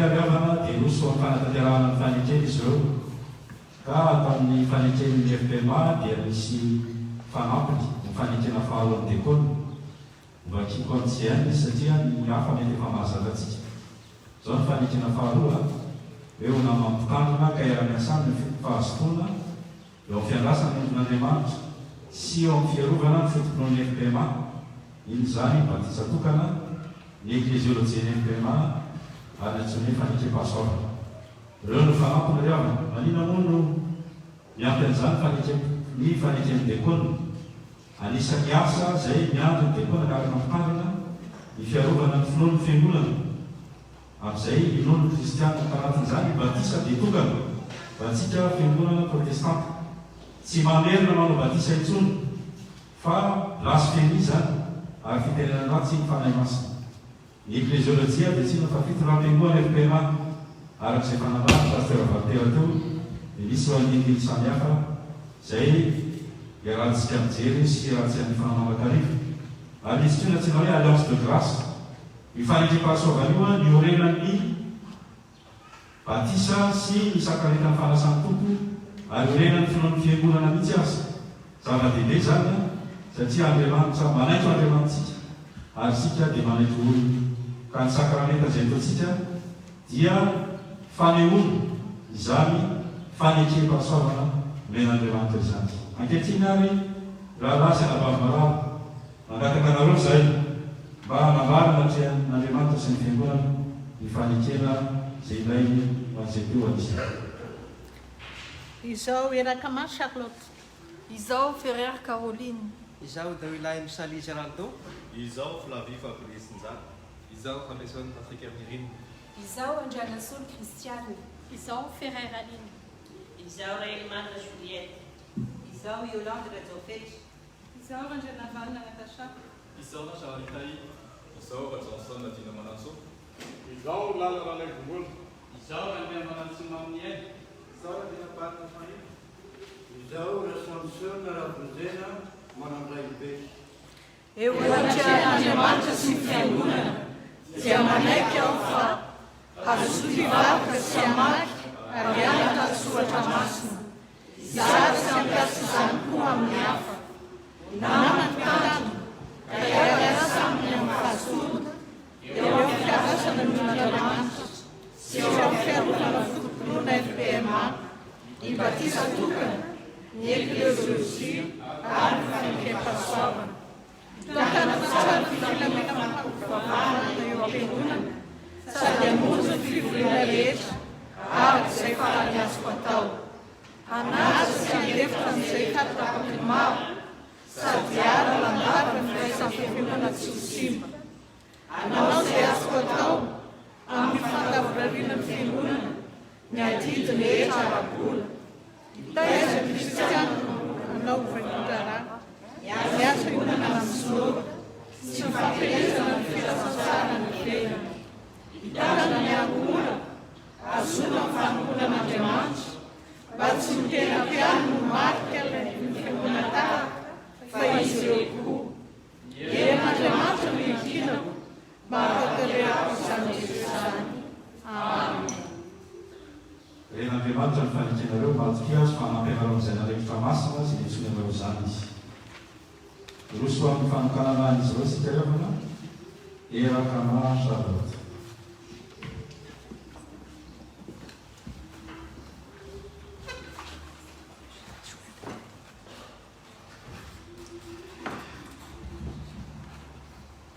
Izany fanekenana taona teo izany Erakama Charlotte dia aminaran'iraisiny zanaka ary ny fanahy masina no anokananay anao dekona eto amin'ity fiangonana ity ho aminao anie ny tompo hitsangana maheriza sy mahatanjaka fa momba anao ny tompo.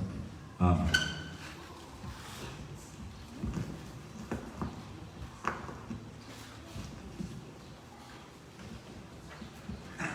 Ferrer Caroline.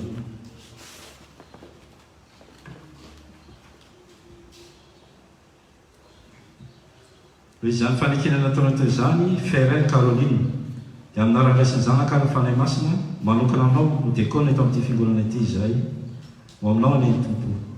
Amen. Hitsangana maheriza sy mahatanjaka fa momba anao ny tompo. Davilamsa Ali Geraldo.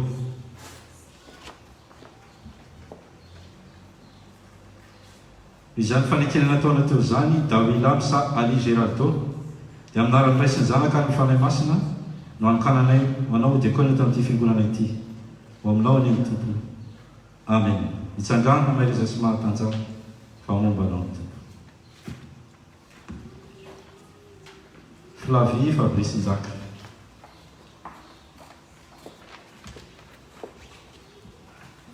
Izany fanekena nataona teo zany Flavie Fabrice Nzaka dia aminaran'ny ray sy ny zanaka ny fanahy masina no anokananay anao dekona tamin'ity fiangonana ity ho aminao ny tompo.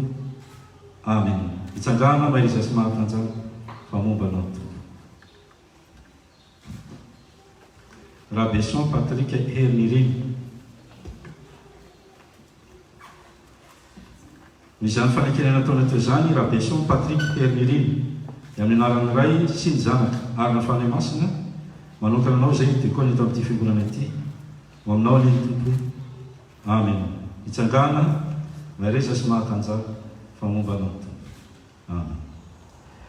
Misy fanamariana kely ry havana, misy anankiray ramatory Valin Eliana Clémentine mbola tsy eto izy fa amin'ny fotoana mamety ny fanokana azy ho dekona. Manomboka eto zany dia ireo dekona ho raisy tanana indray no andalo ety amin'olo. Andrena Solo Kristiana.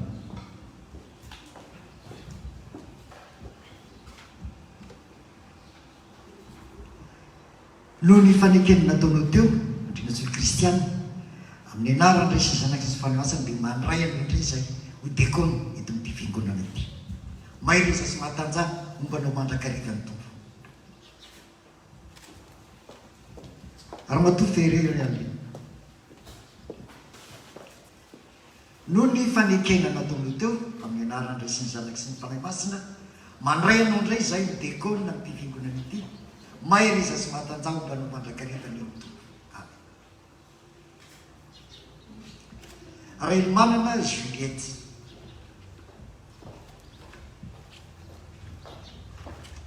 Noho ny fanekena nataonao teo fa amin'ny anarany ray sy ny zanaka sy ny fanahy masina mandray anao indray izay ho dekona eto amin'ity fiangonana ity. Maireza sy mahatanjara mombanao mandrakariva ny tompo. Rajoveta Yolande. Noho ny fanekena nataonao teo fa amin'ny anarany ray sy ny zanaka ary ny fanahy masina mandray anao indray izay ho dekona eto amin'ity fiangonana ity. Maireza sy mahatanjara mombanao mandrakariva ny tompo. Randrena Vanina Natasha. Noho ny fanekena izay nataonao teo fa amin'ny anarany ray sy ny zanaka sy ny fanahy masina mandray anao indray izay ho dekona eto amin'ity fiangonana ity. Maireza sy mahatanjara mombanao mandrakariva ny tompo. Amen. Najara Lita iny.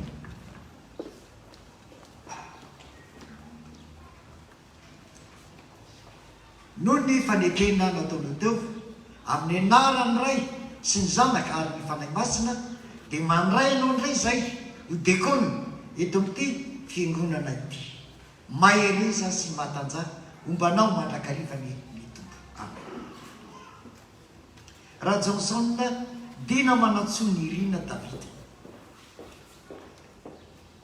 Noho ny fanekena izay nataonao teo amin'ny anarany ray sy ny zanaka ary ny fanahy masina dia mandray anao indray izay ho dekona eto amin'ity fiangonana ity. Maireza sy mahatanjara mombanao mandrakariva ny tompo. Amen. Raha naivombola Zoala.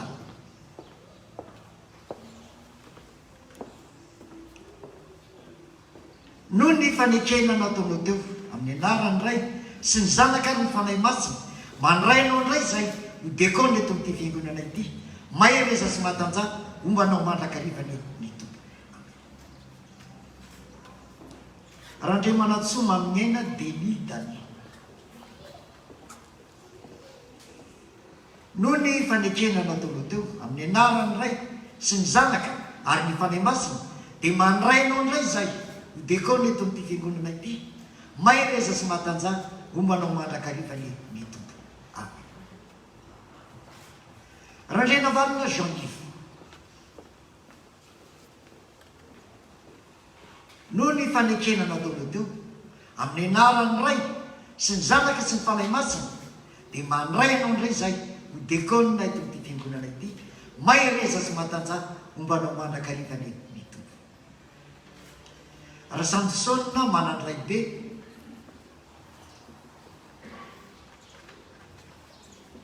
no ny fanekena nataona teo amin'ny anarany ray sy ny zanaka ny fanahy masina mandray anao ndray zay ho dekona eto amin'ity fiangonana ity may reza sy matanja ombanao mandrakarivany ny tompo.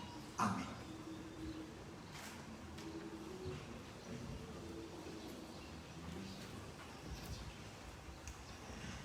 aoka hitsangantsika hivavaka reo.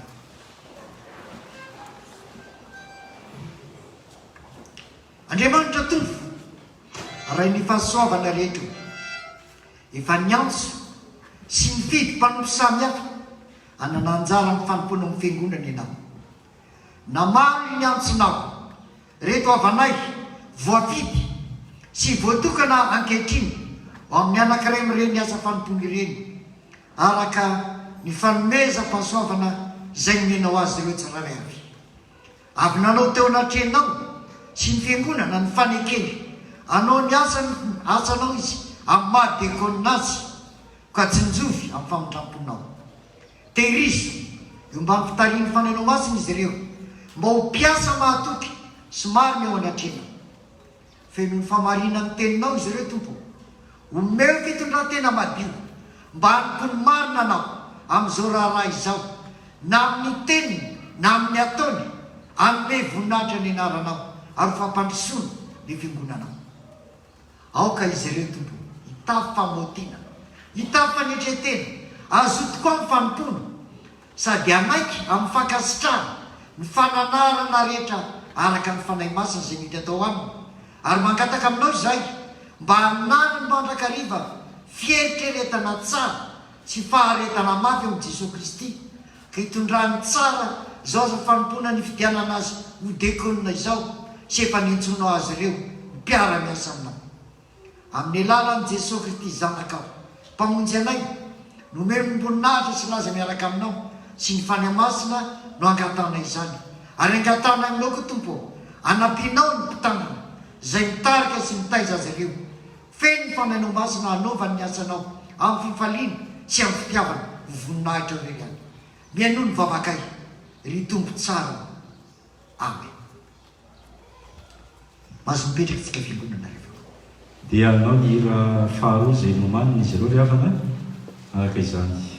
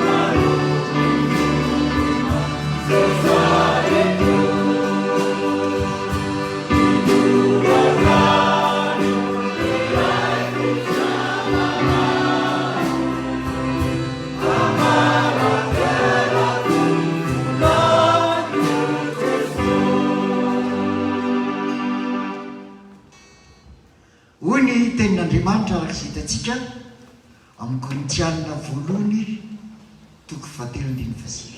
Mahatoky Andriamanitra zay nahatonga ny fiantsonanareo anananareo firaisana amin'ny zanany dia Jesosy Kristy tompontsika.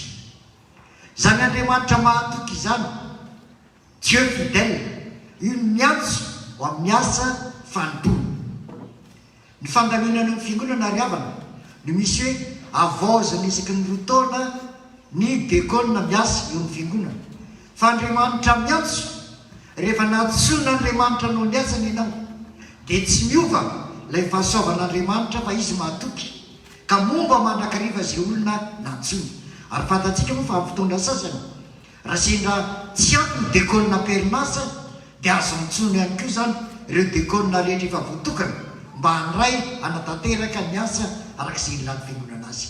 Ko ankehitriny ary anolotra ny fahasoavana ny tsodrano ho anareo diakôna izay. Ko mangataka koa zany ianareo diakôna zay efa mitokanana ho diakôna, na oviana na oviana ary nataiza ny toerana nanokanana anareo diakôna. Rehefa voatokony ho diakôna ianareo dia mitsakana koa andray ny tsodrano zay tonononay ho antsika mpanompon'Andriamanitra rehetra amin'ny anarany tompo. Zay efa diakôna rehetra mitsakana dolo zany.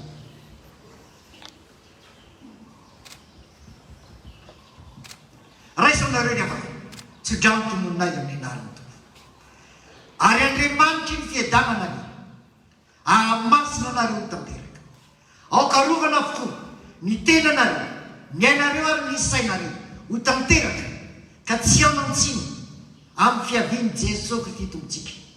Fa mahatoky Andriamanitra lay miantso anareo ary izy ihany alefa izany. Ary Jesosy Kristy tompo sy Andriamanitra raintsika zay fa tia anareo ka manome anareo fampinonana mandrak'izay sy fanantenana tsara ny fitiavany amin'ny faly ny fonareo any ka ampahery anareo amin'ny asa sy amin'ny teny tsara rehetra. Ho azy ny voninahitra hatramin'ny taloha indrindra sy ankehitriny ary mandrak'izay. Amen. Petraka ianareo ny havana, petraka koa ianareo rehetra. Arak'izay avana irositsika amin'ny fametrahana amin'ny toerany ireo tompon'andraikitra vaovao ka ny era fahavalo amin'ny valopolo sy roanjato andimy voalohany sy faharoa to feo amin'ny 283 ihany no iombonatsika dia iroso amin'izany tsika 288 andimy voalohany sy andimy faharoa.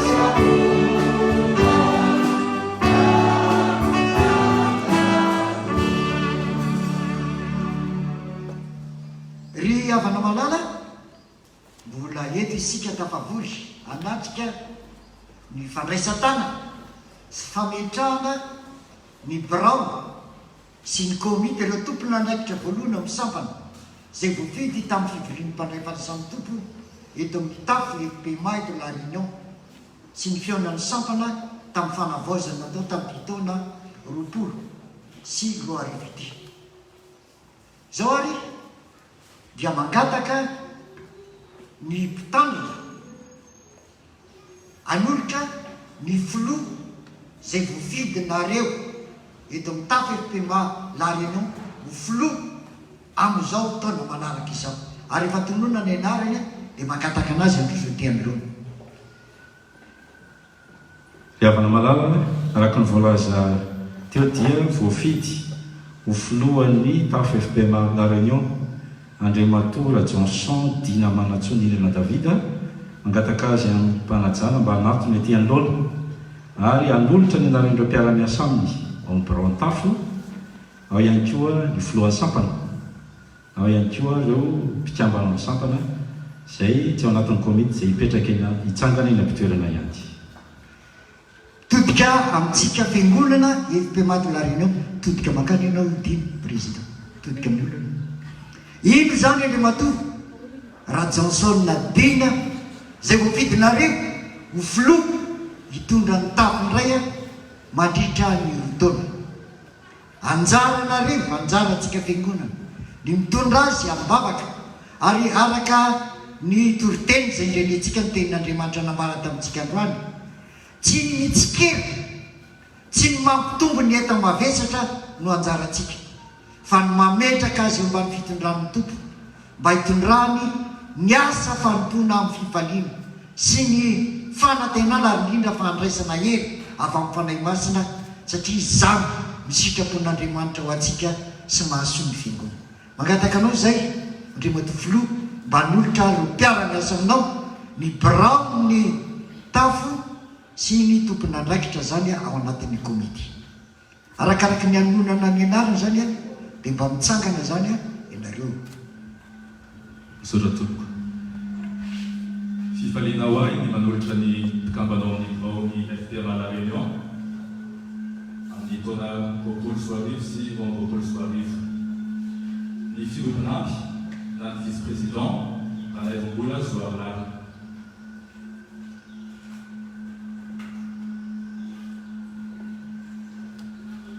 ny mpitansoratra na secrétaire anakiro Rajofetra Yolande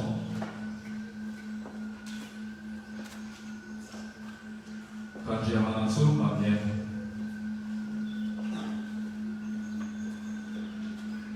ny mpitamboly na trésorière Randria Navalna Natacha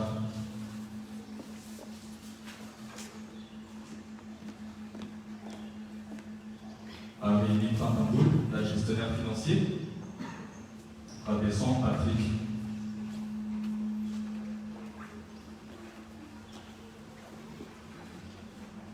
Ils ont été notre grande sabana, et là, les premiers FPMA la réunion. Pour moi, on dit sabana, c'est communauté de match. Les figures, par aussi Lucia, Magatakazi, en entrée de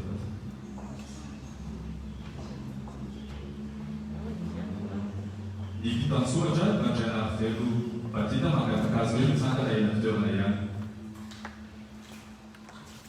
ary ny mpitambula mila nomena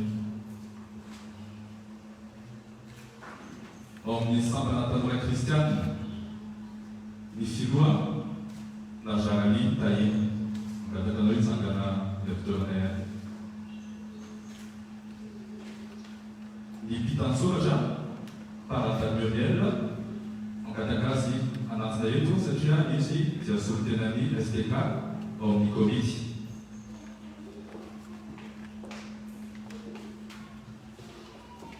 Azavana kely avaka rehefa dekona ny filohan'ny sampana dia tsy maintsy membre anankiray ao anatin'ny birao no misolo azy ao anatin'ny komity zany mahatonga ny ny filoha mitsangana fa ny sekretera no mandrosody atokany satria izy no solotenan'ny sampana ny komity ny mpitambolan'ny sampana tanora kristianina tovany Zalaliva Alicia mangataka azy hitsangana eny amin'ny toerana tompo ny sampana vehivavy kristianina ny filoha Rarnosy Joël Lalasso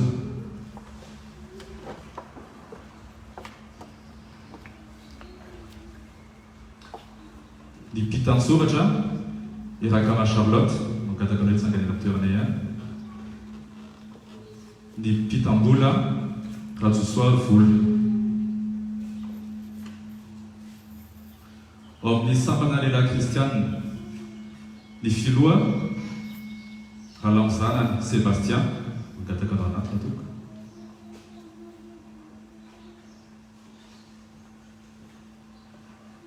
ny mpitan-tsoratra Rajofetra Eric,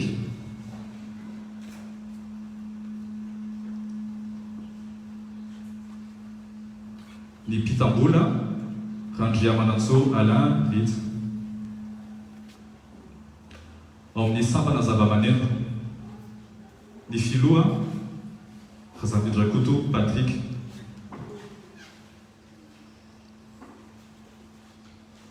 mpitan-tsoratra Randriana Valina Jean-Yves, ary ny mpitam-bola Flavie Fabrice. Ao amin'ny sampana Tokopira ny filoha Randriana Saul Georges izay miala tsiny fa tsy eto an-toerana.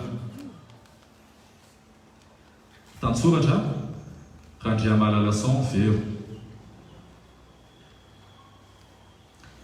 mpitam-bola Tawila Amsali Geraldo.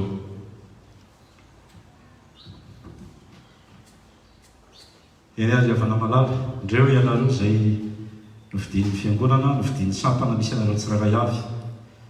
Misy fanekena izay anontanian'ny fiangonana aminareo, isa 3 ny fanekena, mangataka anareo fa vita ny fanoana an'izany fanekena izany mba hiteny manao hoe manaiky. Mo everinareo tokoa va ny anao izao asa fanompoana masina atolotra anareo izao araka ny tenin'Andriamanitra, manaiky izany va ianareo? Manaiky va ianareo na mampitandrina ka iray miasa aminy amin'ny fahazotoana eo amin'ny fiandrasany n'Andriamanitra sy eo amin'ny fiarovana ny fotom-pinoan'ny FPMA dia ny batisa tokana, ny ekleziolojia, ny fanikam-pahasoavana. Manaiky izany va ianareo? Manaiky tokoa va ianareo fa hangataka isan'andro amin'ny tompo ny hery sy ny fanazavana avy amin'ny fanahy masina mba handrosonareo isan'andro isan'andro amin'ny fahasoavan'i Jesosy Kristy tontsika? Manaiky izany va ianareo? Aoka nitsangana isika fiangonana mandritra ny fanatanterahana, ny atao hoe fandraisan-tanana sy fandorana azy ireo ny tenin'Andriamanitra.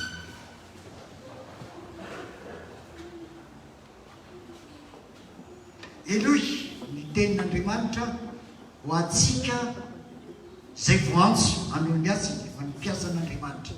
Hoy ny tompo hoe zay miaino anareo dia miaino ahy, ary zay mandahy anareo dia mandahy. Raha miteny amin'ny anaran'ny tompontsika ka mandahy, tsy miaino antsika ny olona dia tsy tsika ny laviny fa ny tompo. Tadidio izay riavako. Ary io koa ny teny mampahirentsika hoe indro izao momba anareo mandrakariva manam-pahatonga ny fahataperana zao tompo izao. Ary raiso anareo izao tenin'Andriamanitra izao hoe mangataka aminareo izahay mba handeha mendrika ny fiantsoana izay niantsona anareo amin'ny fanetretena rehetra sy ny fahalemem-panahy amin'ny faharipo mifandevitra amin'ny fitiavana mazoto mitana ny firaisana amin'ny fanahy amin'ny fehim-pihavana. Ary antsika fiangonana kosa riavako, indrindra ianareo mpikambana ao amin'ny sampana samihafa, enohy ny tenin'Andriamanitra izay omena ho anareo. Mangataka aminareo izahay mba hanekenareo izay mikely ainy sy mitondra anareo amin'ny anaran'ny tompo ary mananatra anareo mba hajainareo amin'ny fitiavana izy noho ny asany. Tenin'Andriamanitra izany riavako ho antsika ao amin'ny fiangonana. Ary indrindra koa ny teny tompo hoe tandremo mba tsy ho lavinareo izay teny, manekeny mitondra anareo araka izay tokony ataony mbola ampamoara mba hanaovana izany amin'ny fifaliana fa tsy amin'ny fiseitona fa tsy mahasoa anareo izany. Koa amin'ny anarany Jesosy Kristy lohan'ny fiangonana dia mandray tanana anareo.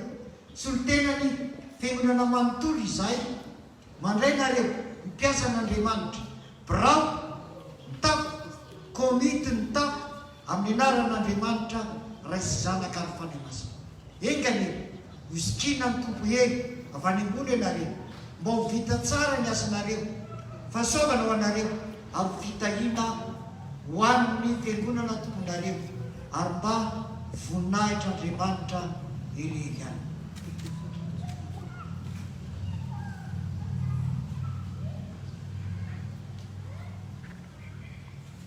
Pasteur Valtera Lidia hitondra anareo amin'ny bavaka.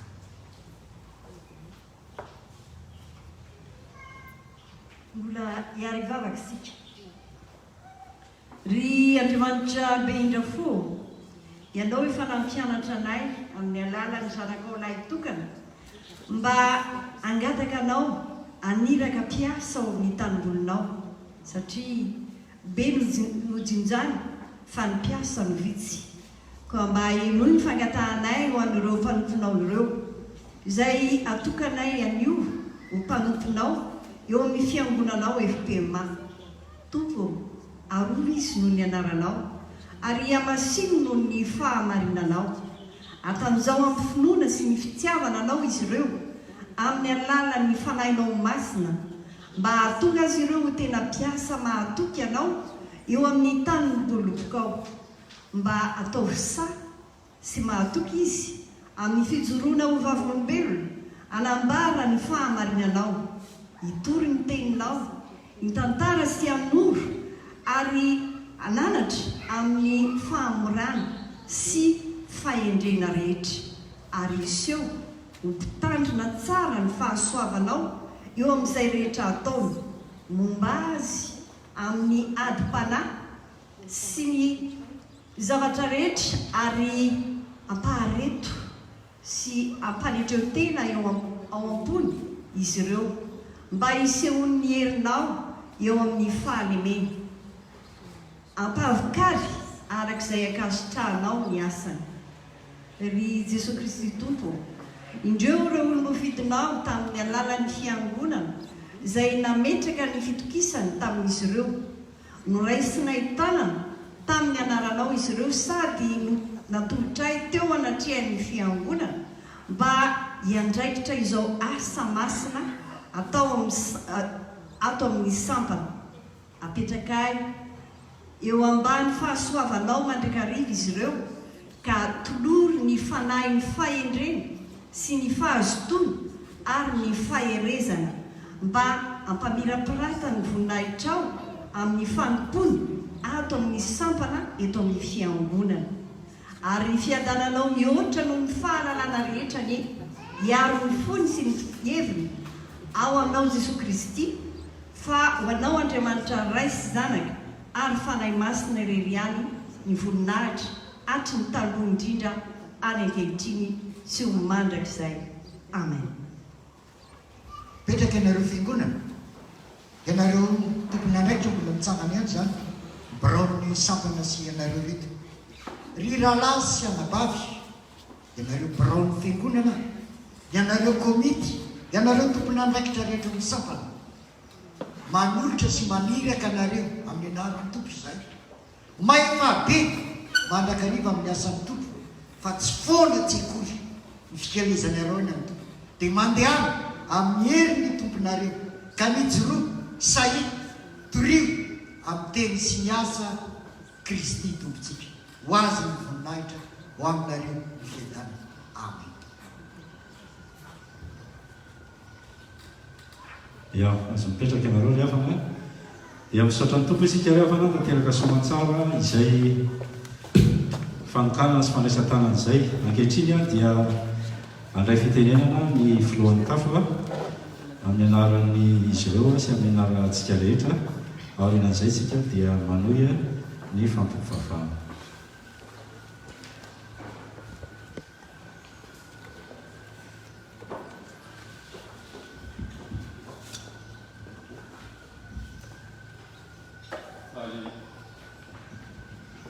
Faly miarabantsika amin'ny anaran'i Jesosy Kristy lohan'ny fiangonana. Miaraban'ny fiangonana, miarabanareo vahiny mandalo, miara-miambina eto amin'ny FPMA La Réunion, miarahaba ny ray aman-dray mpitandrina révérend docteur Jean Ravaltera sy pasteur Lydia Ravaltera ary ny ray aman-dray mpitandrina Ratiniaina sy Ramatoa Mirantso Tovinjara Livy. Midera sy mankalaza ary misaotra an'Andriamanitra lehibe isika fa noho ny fahasoavany sy ny fitantanana dia tanteraka soamantsara izao fotoana fanokanana sy fandraisan-tanana ny diakona ary fametrahana ny birao sy ny komite ny tafo. Miarabanareo diakona notokanana ary isika diakona ny raisin-tanana ary koa ireo birao ny sambana izay voafidy hiasa eto amin'ny FPMA La Réunion. Ny tompo ane hanome anareo ny hery ahafahana manatanteraka ny asa izay nifidianantsika. Misaotra mankatelina ary mankasitraka ny fiangonana manontolo.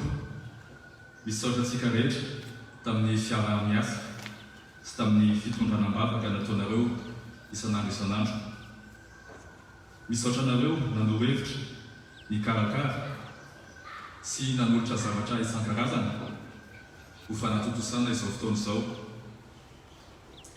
Misaotra anareo diakona izay nanaiky ny fandaminana niara-niasa androany ho fifanampiana. Misaotra koa ny mpitendry zava-maneno. Maneho fisaorana ihany koa ho an'ny filohan'ny FPMA révérend docteur Seta Rasondrebe izay mahatsiaro antsika amin'izao fotoana izao ary mitondra bavaka antsika. Misaotra koa ny biraon'ny foibe FPMA ary ny biraon'ny faritany Atsimo Andrefa na ny Fatsanina izay misy ny tafo La Réunion. Mankasitraka ny birao teo aloha dia ny filohan'ny tafo, ny filoham-panampy, ireo mpitantsoratra, ny mpitambola sy ny mpitantam-bola ary koa ny komity rehetra teo aloha. Misaotra anareo tamin'ny asa rehetra vitanareo ho an'ny fiangonana sy ho an'Andriamanitra. Andriamanitra ne hitray anareo. Amin'izao fametrahana ny komity ny tafo izao dia indraminay ny tenin'Andriamanitra izay hitao amin'ny jaona voalohany toko fahefatra andiny faharoambinifolo tapamby amin'ny anaran'ny tompo. Raha mifankatia isika dia mitoetra ato amintsika Andriamanitra ary tanteraka ato amintsika ny fitiavana. Betsaka ny ezakaram-panahy efa natokontsika ary dia manentana sy mampiresaka antsika hanohy izany ezaka izany. Anisan'izany ny fiarahana vavaka sy mamaky ny tenin'Andriamanitra isan'andro amin'ny sivioral amin'ny alalan'ny tonfol. Ao anatin'izany koa ny fanarahana ny fampianaram-pinoana izay atao mitandrina isaky ny alakamisy alina. Ny fiarahana mandinika ny soratra masina ao anatin'ny sampana tsirairay avy ary koa ny fiarahana vavaka any an-trano na ny cellule de prière. Ao anatin'izany koa ny fitorinan'ny filazantsara any ivelany araka izay hitantsika amin'ny Matthieu toko faha-20 andiny faha-20 manao hoe amin'ny anaran'ny tompo. Koa mandehana ianareo dia ataovy mpianatra ny firenena rehetra manao batisa azy amin'ny anaran'ny Ray sy ny Zanaka ary ny fanahy masina. Ny tenin'Andriamanitra dia amin'ny jaona voalohany io dia manosika antsika hifankatia sy hifamelahelo. Ny fifankatiavana, ny fiombonantsika amin'ny Kristy, ny firaisan-tsaina, ireo manko no ahafahantsika mampandroso ny fiangonana sy ny asan'Andriamanitra. Ny fifankatiavana io koa dia hitantsika ao amin'ny jaona toko faha-13 andiny faha-5 izay hitantsika teo amin'ny toriteny teo. Izany no ahafantaran'ny olona rehetra fa mpianatra anareo raha mifankatia. Manana tetikasa isika izay efa nanomboka taona vitsivitsy izay dia ny fanorenana ny trano fiangonana tsy ho antsika iretrana nefa fa indrindra koa ho an'ny taranaka mandindry ahafahantsika manompo an'Andriamanitra amin'ny fotoana rehetra ka tsy ho sahirana intsony isika hitady toerana hivavahana hanaovana fivoriana na hanaovana famerenan-kely. Mangataka amin'ny tompo isika ny hanolorany hevitra, hanolorany enti-manana olona koa mba hahatanterantsika izany fikasana masina izany satria mino isika fa tsy misy zavatra tsy hain'Andriamanitra atao. Ka dia tohizantsika ny ezaka fanorenana ary amin'izany dia faly ny komity manolotra vola 240 € ho an'ny ezaka fanorenana ny trano fiangonana. Manaraka izany dia maneho ny fankasitrahana ho an'ny Ray aman-dreny mpitandrina Révérend Docteur Jean Valter Anfady izay nanotrina antsika androany ary izay filoambonaitry ny FPMA sady Ray aman-drenitsika Ambanahy dia manolotra solomboankazo ho anareo izay amin'ny anaran'ny fiangonana.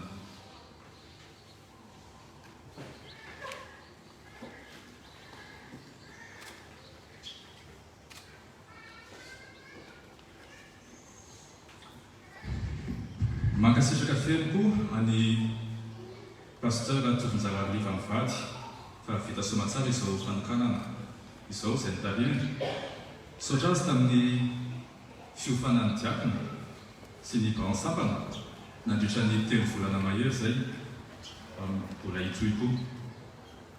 Misaotra anareo ny vavaka ao anay tsikaray avy.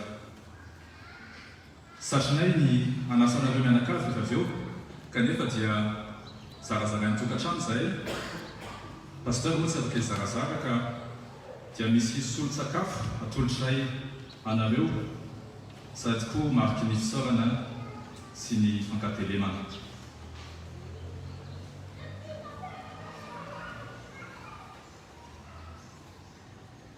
Ho antsika rehetra kosa dia hisy mamy fampizarana rehefa mirava atolotry ny komity ny tafo ho fisaorana sy fankasitrahana antsika rehetra.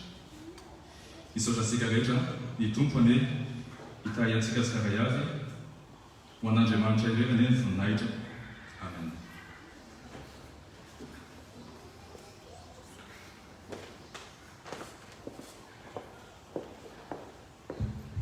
Saotra ny volon-tafo amin'izay teny mandry naton'izay fa mamelary afaka ao melo ny amarana antsika tanteraka izao fanokanana sy fametrana izao mba aneo fisara sy fankasitrahana reo olona efa natsoin'Andriamanitra miasa teto amin'ny fiangonana.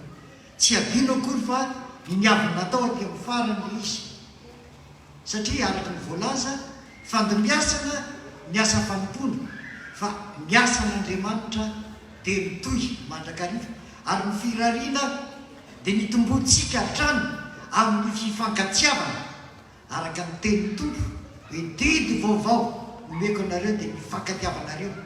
Izany afantaran'ny olona fa mpianatra anareo raha mifankatia. Za matetika mitory ny teny io dia misy mifanoharina zao foana ataoko. Raha miteny ny tompo hoe didy vaovao nomeko anareo farafaratsy hoe misy zavatra telo ampahatsiaroviny tompo antsika ao anatin'izany teny izany. Ny didy tia milazay ny voalohany fantatritsika tsara fa didy raha tsika miteny vazaha dia hoe ordre zay. Ka ny ordre omeny tompo kanefa ino koa teo ordre voninahitra, ordre national. Ny fifankatiavana dia voninahitra omeny tompo atsika ka tehirizy zay le fifankatiavana zay satria voninahitra omeny tompo. Faharoa manakarak'izay raha miresantsika ny tompo hoe didy tadidio koa fa ny didy ordonnance. Didy zany misy didy atao ordonnance. Hita koa nefa ny ordonnance akoatrany hoe didy tsy ny ordonnance taratasy mpanafody zany hoe hitsabona ny aretina rehetra dia manome koa didy ny fifankatiavana ny tompo azabona zay. Ary fahatelo ny didy dia testament didim-pananana zay no apetraky ny tompo ma zanak'Andriamanitra antsika mpandova ka omeny atsika zay le testament zay aza donona azy fa ny fifankatiavana voninahitra taratasy mpanafody ary deti-panarana omeny tompo atsika zay no afatra atsika ka izao tsy anonona ntsony fa mangataka anareo birao sy komity teo aloha zany hoe rehefa tsy komity vaovao tsony zany a fa presque komity aloha mandrofo eto amin'ireo isaorana amin'ny anarany tompo ianareo rehetrrehetra zany rehefa birao tamin'ny lasa teo zany sy ny komity tsangana mankanisa te amin'ireo nareo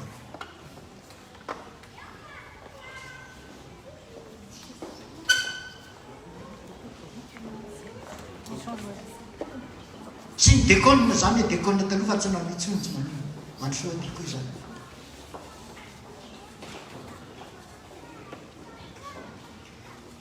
araka ny voalaza tamintsika riavako asa ifandimbiasana ny asan'ny fiangonana fa ny tompo a tsy miovy fa momba atsika mandrakariva reo mijoro an'loantsika ireo a efa niasa nandritry ny fotoana maro matona andeha ty tafo efe malarino ty de tao ny asa zay nataon'izy ireo koa manevo sorona sy fakasitrahana azy amin'ny anarany tompo isika sy amin'ny anarantsika fiangonana ray mantolo aoko tsika itehaka aloha isaotra azy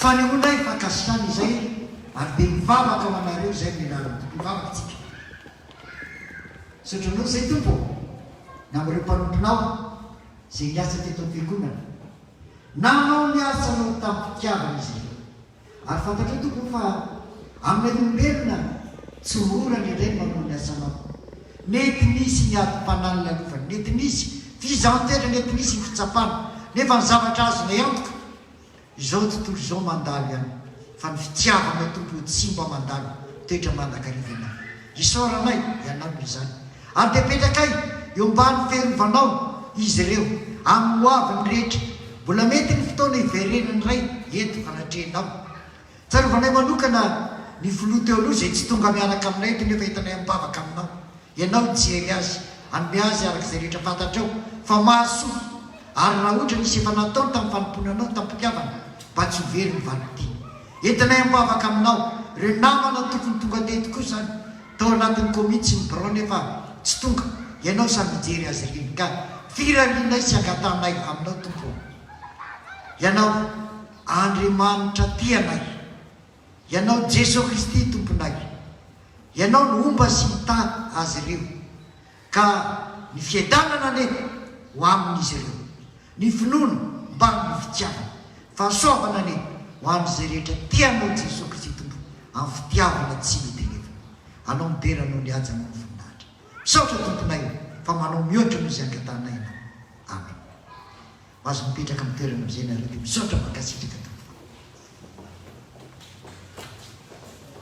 iroso amin'ny fandaram-potoana aminaraka tsika zao rehevanao dia natsy hoe rakim-pahasoavana satria moa zany ireo to komity vaovao reto no nandray fahasoavana voalohany a sady ao anatin'ny rakitry ny fiangonana raha teo ihany koa ka izy ireo mitarika antsika voalohany a mialan'ny procession mankety aloha izy dekona kosa hitarika anareo a avy any arinany a iarakarak'izay fampandrosoany dekona anareo zay a no androsonareo ety misy a misy bika fotsifotsy ety a zay afaka androtsahanareo zany rakim-pahasoavana anaraka amin'izy ireo zany misy valovy a zay fanomany fiangonana raha sendra tsy manana ianao dia tsy maninona fa zay atolotro ny tompo a dia hita ny mandrakariva ira 268 no ataontsika ira fahavalo ambinipolo sy roanjato tsara vao mandrakariva zay manome amin'ny fifaliana no akasitrahana tompontsika Thank you.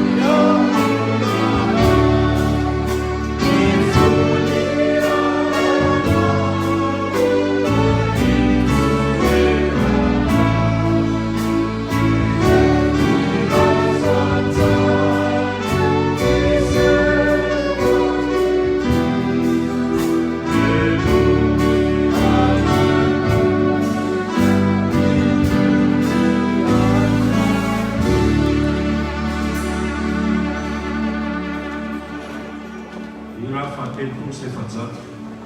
Endrika salika no mampopanao Jehova. 430.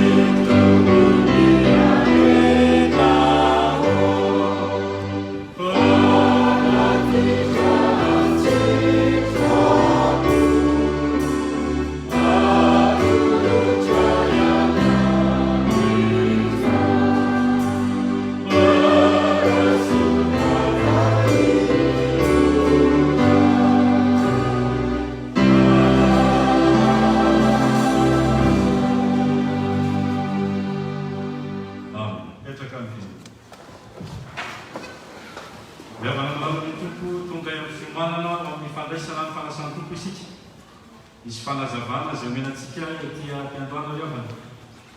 Rehefa tonga ny fanasany tompo dia tsy mihetsika eny amin'ny toerany mpandray satria mba hitsinjovantsika ireo barrière sanitaire samihafa dia mitsangana eny amin'ny toerana ny mpandray fa andalo eny amintsika ny dépône mitondra ny mofo sy ny kapoaka. Aoriana ny fandraisana dia misy ny rakitra zay hotatazana ihany koa eny amin'ny toerana. Kanefa mialohan'ny rakitra dia misy décône ihany koa mialohanareo zay hanangona ny kapoaka zay avy nandrisana fanasany tompo. Décône manaraka azy kosa dia manampy ny rakosolana amin'ny fandraisana. Anohan'ny fampanantsika isika Iavana ny raha faefatra ny 20 ny andiny voalohany sy faharoa ary miomanantsika rehetra amin'izany fanasana masina izany.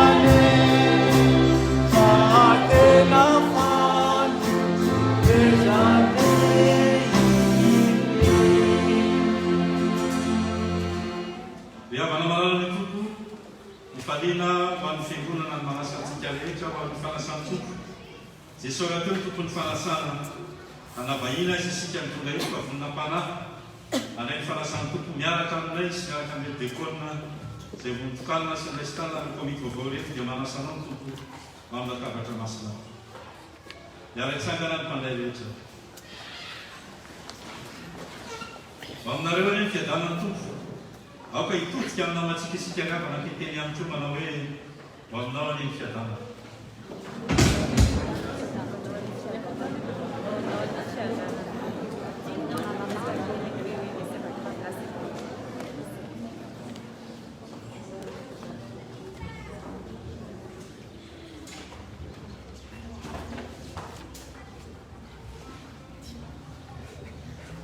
asandrato ny fondareo amin'ny tompo aoka dia raintsika ny tompo andriamanitra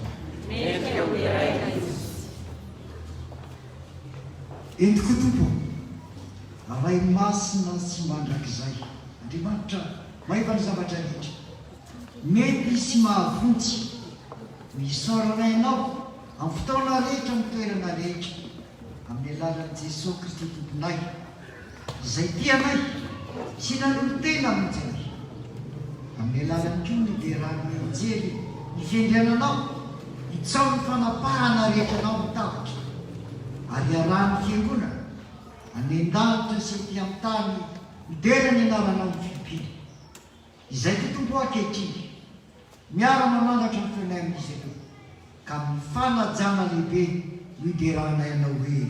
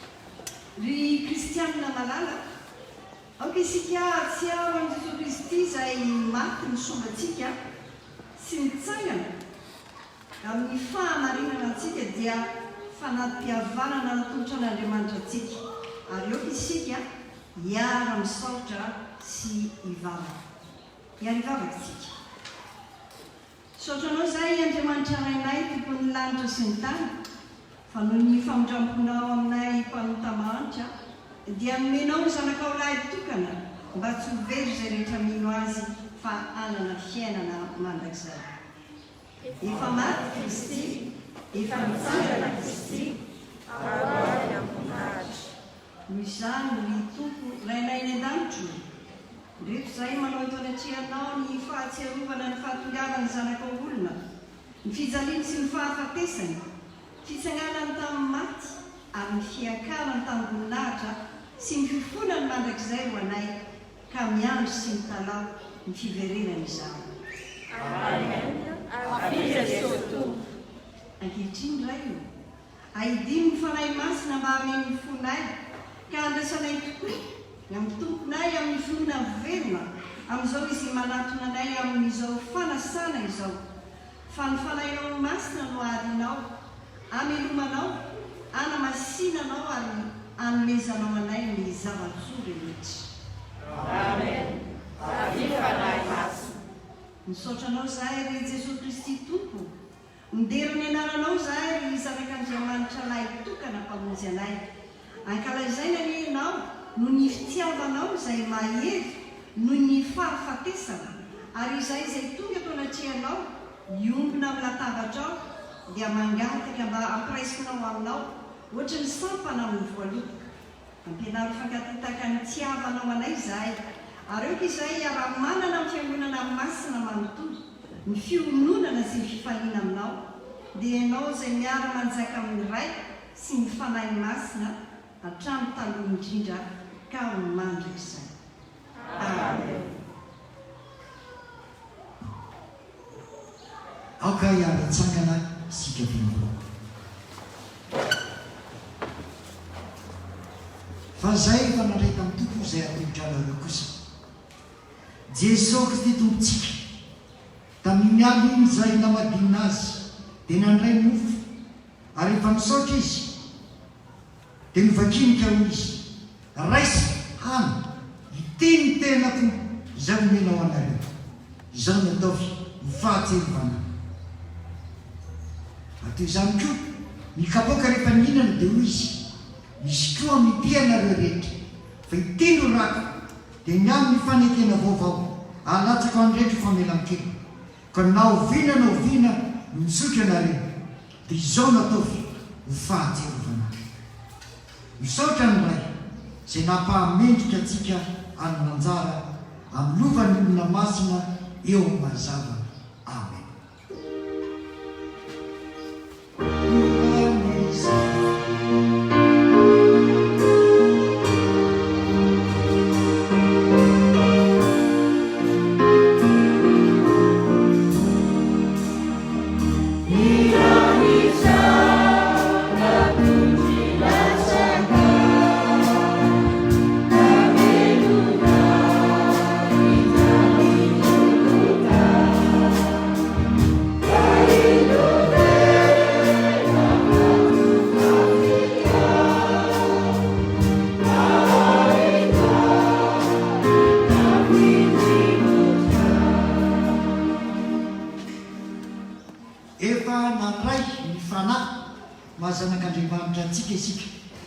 Izany lafa antsika manatona ny ray sy mivavaka hoe rainay masina ny anaranao tonga ny fanjakanao atao any sikakonao ety an-tany tahaka ny andanatra meo anay izay anasasanay ary minany ray takany manasa fetokamay aza mitondra ny fakamanazanay manafana ratsy anao fanjakana sy ny hely ary voninahitra namak'izay. Amen. Jesosy Kristy tompo miala namadina azy dia nandray mofo ary efa niraisy ny saosy dia nivakiny ka natoy ny mpiano. Ny mofo izay vakintsika dia firaisana amin'ny tenan'i Jesosy Kristy tompontsika izay nomena amintsika. Araka izany koa mikapoaka rehefa nihinana dia ny tompo sotroinareo fa teny ny raka. Mikapoaka ny fisaorana izay isaorantsika dia firaisana amin'ny rano Jesosy Kristy tompontsika izay nalatsaka ho antsika. Satria ray andro ny mofo dia teny ray andro isika na dia maro aza fa isika rehetra samy mandray amin'izany mofo ray izany avokoa.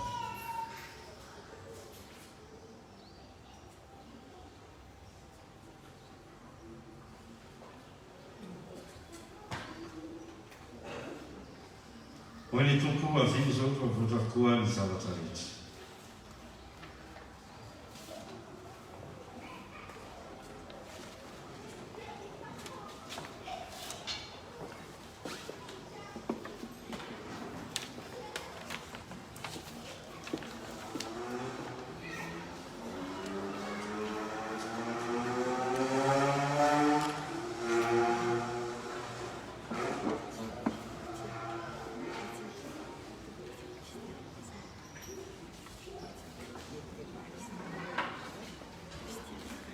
Mahazo mipetraka ny any ariana aloha riavanao rehefa mandalina amin'ireo ny diakonina izay mitondra an'ilay solution hydroalcoolique dia efa afaka mitsangana ianareo araka izany satria izy ireo miaro lalana zay vao mandeha ilay diakonina izay mampandray reto.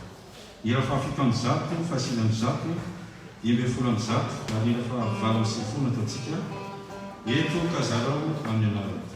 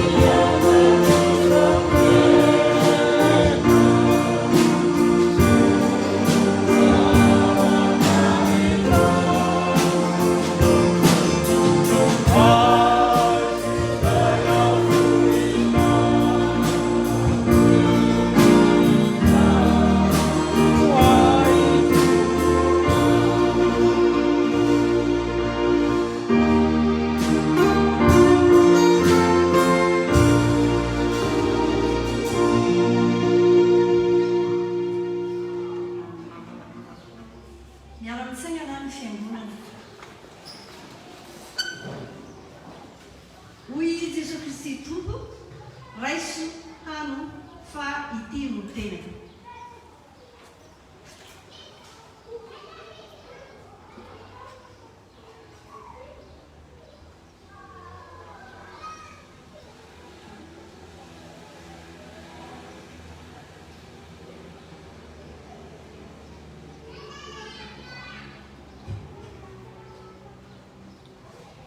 hoy Jesosy Kristy tombotsika sotrona rehetra ity fa ity ny lako ny raha ny fanekena vaovao alatsaka ho any maro nyfamelantena izao no atao fahatsevana na ovina no misotro ianareo.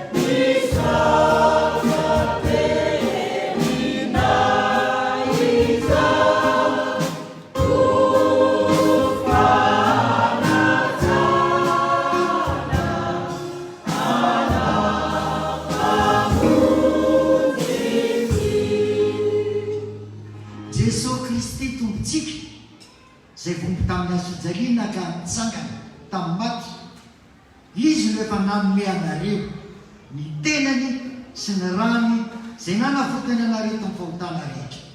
Izy ny ampahery tsy aronareo ny finoana marina ny fiainana mandrakizay ho aminareo ny fiadanana. Petraka isika araky ny fananinana zay masitera teo andeha io zany a midekonina anangina ny kapoka rehefa aveo a raisina ny pisaorina zay totsika totsika mampitra izany mila tena midomapolo sy fifanjapatiako miaraka aminao Jesosy.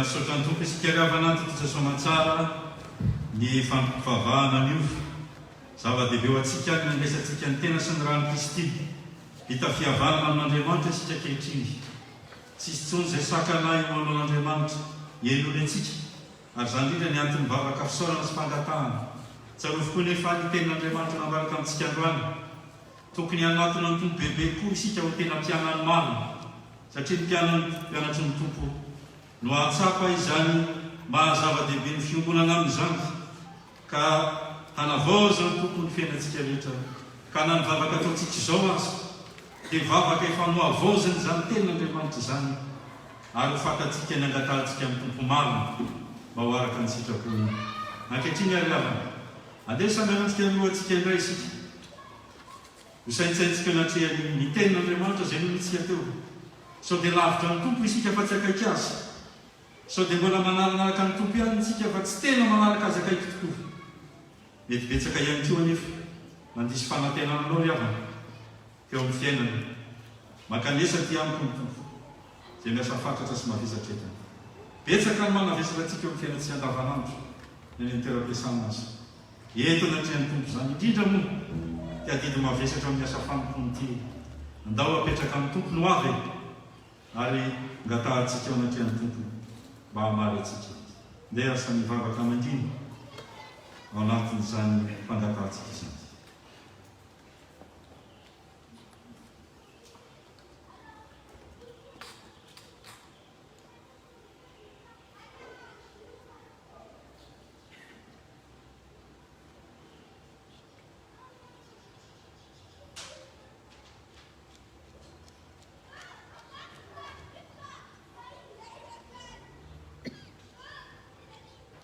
izany entolo-bavaka izany tokony pololoatra ao am-bavanay tsy ho ampy ny fotoana sy ny ora hivetesana izany to anatrehanao nefa ianao fa mahalala sahady ny mbola tsy miloaka aza ny vavanay ndretsy izay izay fananalavitra anao manatona anao indray ary manavao ny fanolora-tena fa tena ho akaikinao ary mpianatra tokoa izay manomboka eto ka na ny fisainanay na ny fietretanay amolavola zavatra eo amin'ny fiainany manokana indrindra moa ny fiainany fiangonanao dia mangataka aminao izay ho tarihany fanay masina hatrany ho tarihany teninao Andriamanitra izay fahefana eo amin'ny fiainanay manokana sy eo amin'ny fiangonanao matoky izay tompo fa hanolontsaina ny teninao hanolontsaina ny fanay masina eo amin'ny fifandraisana aminao isanandro dia mba ho tonga amin'ny fahamatorana ara-panahy zay ka amin'ny fotoana rehetra amin'ny zavatra rehetra dia hiantoraka eo anatrehanao mandrakariva hitondra izay iverinay fa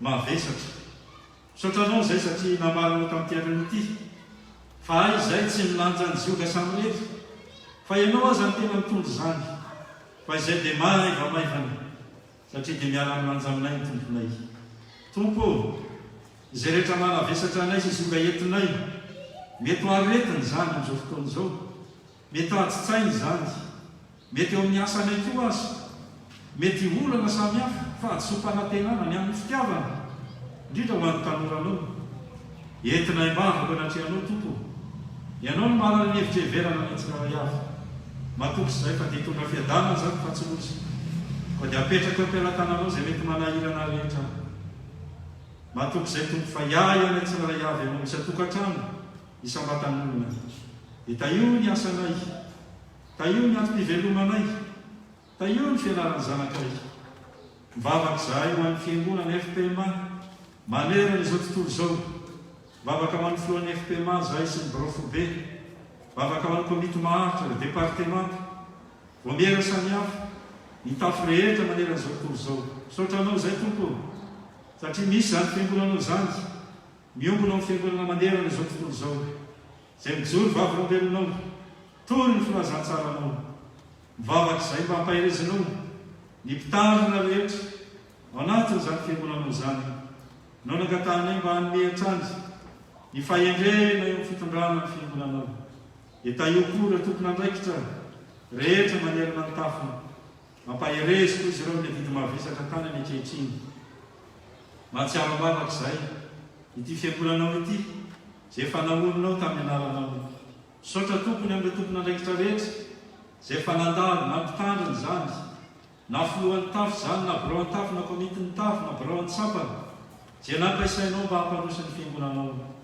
Ianao ane tompo mitsinjo reto mpanomponao vaovao reto indray zay tondra ny fiangonanao anatin'ny fotoana anatin'ireo taona. Ny mahatsiara-bavaka izahay tompo ny fiainana tsiraray avy ny hoavinay ary tsiaranay mavaka anatriany manokany mety vahiny na saina na sendra mandalo aza atao diso anjara amin'ny fiainana aminao izy. Ka raha misy tomba fanaliny sy etaetana dia tsy nampoziny aza tamin'ny mpialady ity dia mba mahalivavaka azy ianao ary mampahereza azy amin'izay anjara fanompoana mety tanany any amin'ny fiangonana hafa izay misy azy any. Dia ka io koa ny mpitandrina sy ny mitondra fiangonana rehetra misy aniza tsiraray avy engany tompo ny fahasoavanao mba ho aminay tsiraray avy mandrakariva. Dia izany no tolom-bavaka tononay amin'ny anaran'i Jesosy Kristy tompo sy mpamonjy anay. Amen. Eo am-pitsanganana riavana no vatsika hira fa raika amin'ny telopolo sy fitonjato ny andimy voalohany sy ny faefatra dia ny iray manentsika pasteur Jean Ravaltera no manolotra amintsika ny afatra sy ny tsodrano ary ny fandarahana antsika. Aorianan'izany riavana dia mbola tsy mihetsika isika fa misy ny fandaminana amin'ny fakana sary ho an'ireo izay mitokana sy andraisitanana mety amin'ireo.